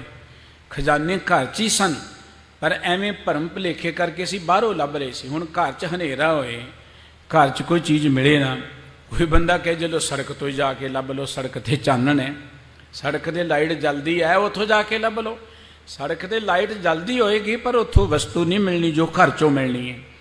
ਗੁਰਬਾਣੀ ਕਹਿੰਦੀ ਸਭ ਕੁਛ ਘਰ ਮੈਂ ਬਾਹਰ ਨਹੀਂ। ਸਭ ਕੁਝ ਮਨੁੱਖ ਦੇ ਘਰ 'ਚ ਹੈ, ਬਾਹਰ ਟੋਲੇ ਸੋ ਭਰਮ ਭੁਲਾਹੀ। ਬੰਦਾ ਬਾਹਰੋਂ ਲੱਭ ਰਿਹਾ ਤੇ ਬੜੇ ਭਰਮ ਭੁਲੇਖੇ 'ਚ ਹੈ। ਸਤਿਗੁਰੂ ਜੀ ਕਹਿੰਦੇ ਜਦੋਂ ਸੰਗਤ ਵਿੱਚ ਆਏ, ਗੁਰੂ ਕੇ ਸ਼ਬਦ ਨਾਲ ਪਿਆਰ ਬਣਿਆ, ਫਿਰ ਸਗਲ ਨਿਧਾਨ ਘਰੇ ਮੈਂ ਪਾਏ। ਸਾਰੇ ਖਜ਼ਾਨੇ ਆਪਣੇ ਘਰ ਦੇ ਵਿੱਚੋਂ ਹੀ ਪ੍ਰਾਪਤ ਕਰ ਲਏ। ਕਹੋ ਨਾਨਕ ਜੋਤ ਸਮਾਈ। हे ਨਾਨਕ ਜੀ, ਫਿਰ ਤੇ ਜੋਤ ਜੋਤ ਵਿੱਚ ਮਿਲ ਗਈ। ਗੁਰਬਾਣੀ 'ਚ ਗੁਰੂ ਅਰਜਨ ਦੇਵ ਜੀ ਨੇ ਇੱਕ ਬਚਨ ਕਿਹਾ, ਸਾਡਾ ਇਹ ਭਟਕਦਾ ਮਨ ਕਿਤੇ ਸੰਗਤ ਨਾਲ ਜੁੜ ਜਾਏ ਨਾ, ਸਤ ਸੰਗਤ ਵਿੱਚ ਆ ਜਾਏ। ਜਦੋਂ ਸੰਗਤ ਨਾਲ ਬਣ ਆ ਜਾਏਗੀ ਨਾ, ਫਿਰ ਇਹ ਮਨ ਸੰਗਤ ਨੂੰ ਛੱਡ ਕੇ ਹੋਰ ਕਿਸੇ ਬੰਨੇ ਜਾਏਗਾ ਹੀ ਨਹੀਂ। ਮਸਲਾ ਬਣ ਆਉਣ ਦਾ ਸਾਰਾ, ਪਿਆਰ ਪੈਣ ਦਾ ਸਾਰਾ। ਦੇਖੋ ਨਾ, ਅਮਲੀ ਦਾ ਅਮਲ ਨਾਲ ਪਿਆਰ ਪੈ ਜੇ ਕਦੀ ਨਹੀਂ ਛੱਡੇਗਾ, ਭਾਵੇਂ ਉਹਦਾ ਘਰ ਵਿਕ ਜੇ ਕਦੀ ਨਹੀਂ ਛੱਡਦਾ। ਚੋਰ ਚੋਰੀ ਕਰਦਾ, ਜਿੰਨਾ ਮਰਜ਼ੀ ਪੁਲਿਸ ਕੋਰਟ ਦੇ, ਕਦੀ ਚੋਰੀ ਛੱਡਦਾ ਹੀ ਨਹੀਂ ਹੈ। ਹੋਰ ਔਗਣ ਕਰਨ ਵਾਲੇ, ਬੁਰਾਈਆਂ ਕਰਨ ਵਾਲੇ ਬੜੇ ਲੋਕ ਨੇ, ਬੁਰਾਈਆਂ ਨਾਲ ਇਹੋ ਜਿਹੇ ਜੁੜਦੇ, ਕਦੀ ਬੁਰਾਈਆਂ ਛੱਡਣ ਲਈ ਤਿਆਰ ਨਹੀਂ ਹੈ। ਜਦੋਂ ਮਨੁੱਖ ਦਾ ਸਤ ਸੰਗਤ ਨਾਲ ਪਿਆਰ ਪੈ ਗਿਆ, ਉਹ ਕਦੀ ਸਤ ਸੰਗਤ ਤੋਂ ਦੂਰ ਜਾਏਗਾ ਹੀ ਨਹੀਂ। ਇਸ ਕਰਕੇ ਗੁਰਦੇਵ ਕਹਿੰਦੇ, ਕਬਹੂ ਸਾਧ ਸੰਗਤੇ ਪਾਵੈ, ਉਸ ਸਥਾਨ ਤੇ ਬੌਰ ਨਾ ਆਵੇ। ਅੰਤਰ ਹੋਏ ਗਿਆਨ ਪ੍ਰਗਾਸ, ਉਸ ਸਥਾਨ ਕਾ ਨਹੀਂ ਵਿਨਾਸ਼। ਅਖੀਰ ਤੇ ਕਹਿੰਦੇ, ਜਿਉਂ ਜਲ ਮੈਂ ਜਲ ਆਏ ਖਟਾਨਾ, ਤਿਉਂ ਜੋਤੀ ਸੰਗ ਜੋਸ ਮਨ ਨਾ ਮਿਟ ਗਈ ਗਵਨ ਪਾਏ ਵਿਸਰਾਮ, ਨਾਨਕ ਪ੍ਰਭ ਕਹਿ ਸਦ ਕੁਰਬਾਨ। ਜਿਵੇਂ ਜੋਤ ਜੋਤ ਵਿੱਚ ਸਮਾ ਜਾਂਦੀ ਹੈ, ਪਾਣੀ ਪਾਣੀ ਵਿੱਚ ਸਮਾ ਜਾਂਦਾ ਹੈ, ਸਤ ਸੰਗਤ ਵਿੱਚ ਆ ਕੇ ਜੋ ਗਿਆਨ, ਜੋ ਵਿਵੇਕ ਮਤ ਮਿਲਦੀ ਹੈ, ਉਧਰ ਹੀ ਮਨੁੱਖ ਪਰਮਾਤਮਾ ਸਮਾ ਜਾਂਦਾ ਹੈ। ਫਿਰ ਪਰਮਾਤਮਾ ਨਾਲ ਕਦੀ ਵਿਛੜਦਾ ਨਹੀਂ ਹੈ। परमात्मा को व्यक्ति नहीं है, परमात्मा को वस्तु नहीं है जिहड़ा हुण मिलिया ते घड़ी घरू विछड़ जाएगा। परमात्मा एक तुहाडे अंदर दी अवस्था है, अवस्था है अंदर दी। जदों गुरबाणी रही तुसी अंदरों ज्ञानवान हुंदे गए, अंदरों तुसी परमात्मा च ओत पोत हो जाओगे, परमात्मा ही बन जाओगे। तुहानूं परमात्मा तो कदी कोई तोड़ नहीं सकेगा। गुरुदेव कहने हुण फिर ज्योति जोत समा, कहो नानक जोत समाई। हे नानक जी हुण जोत परमात्मा च समा गई। कदों? जदों सत संगत नाल बन आई। सानू साडे सतगुरु जी ने कहो मूर्ख मना, वो बौरे मना किधर भटकदा फिरदा है। तेनू पता है कि परमात्मा तेरे नाल है, वो अमृत का खजाना तेरे अंदर है, तू बाहर ही भटकदा फिर रहा है। कहते कि वो वाहिगुरू जिहड़ा बंद बड़ा सुंदर है, तेरा उहदे नाल प्यार ही नहीं बनता। पता नहीं तेरे ते की ठग बूटी जिहड़ी है तैनू सुंघाई हुई है माया ने।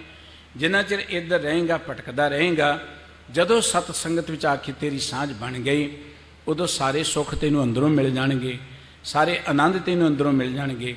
जोत जोत विच समा जाएगी। जिंदगी अंदर सुख मानण दा, परमात्मा च लिवलीन होण दा जो इको एक मार्ग गुरुदेव ने दिता है, वो है सत संगत ते परमात्मा दा प्यार। सतगुरु जी मेहर करन, ये गुरु के बचन साडे हिरदे च वसन।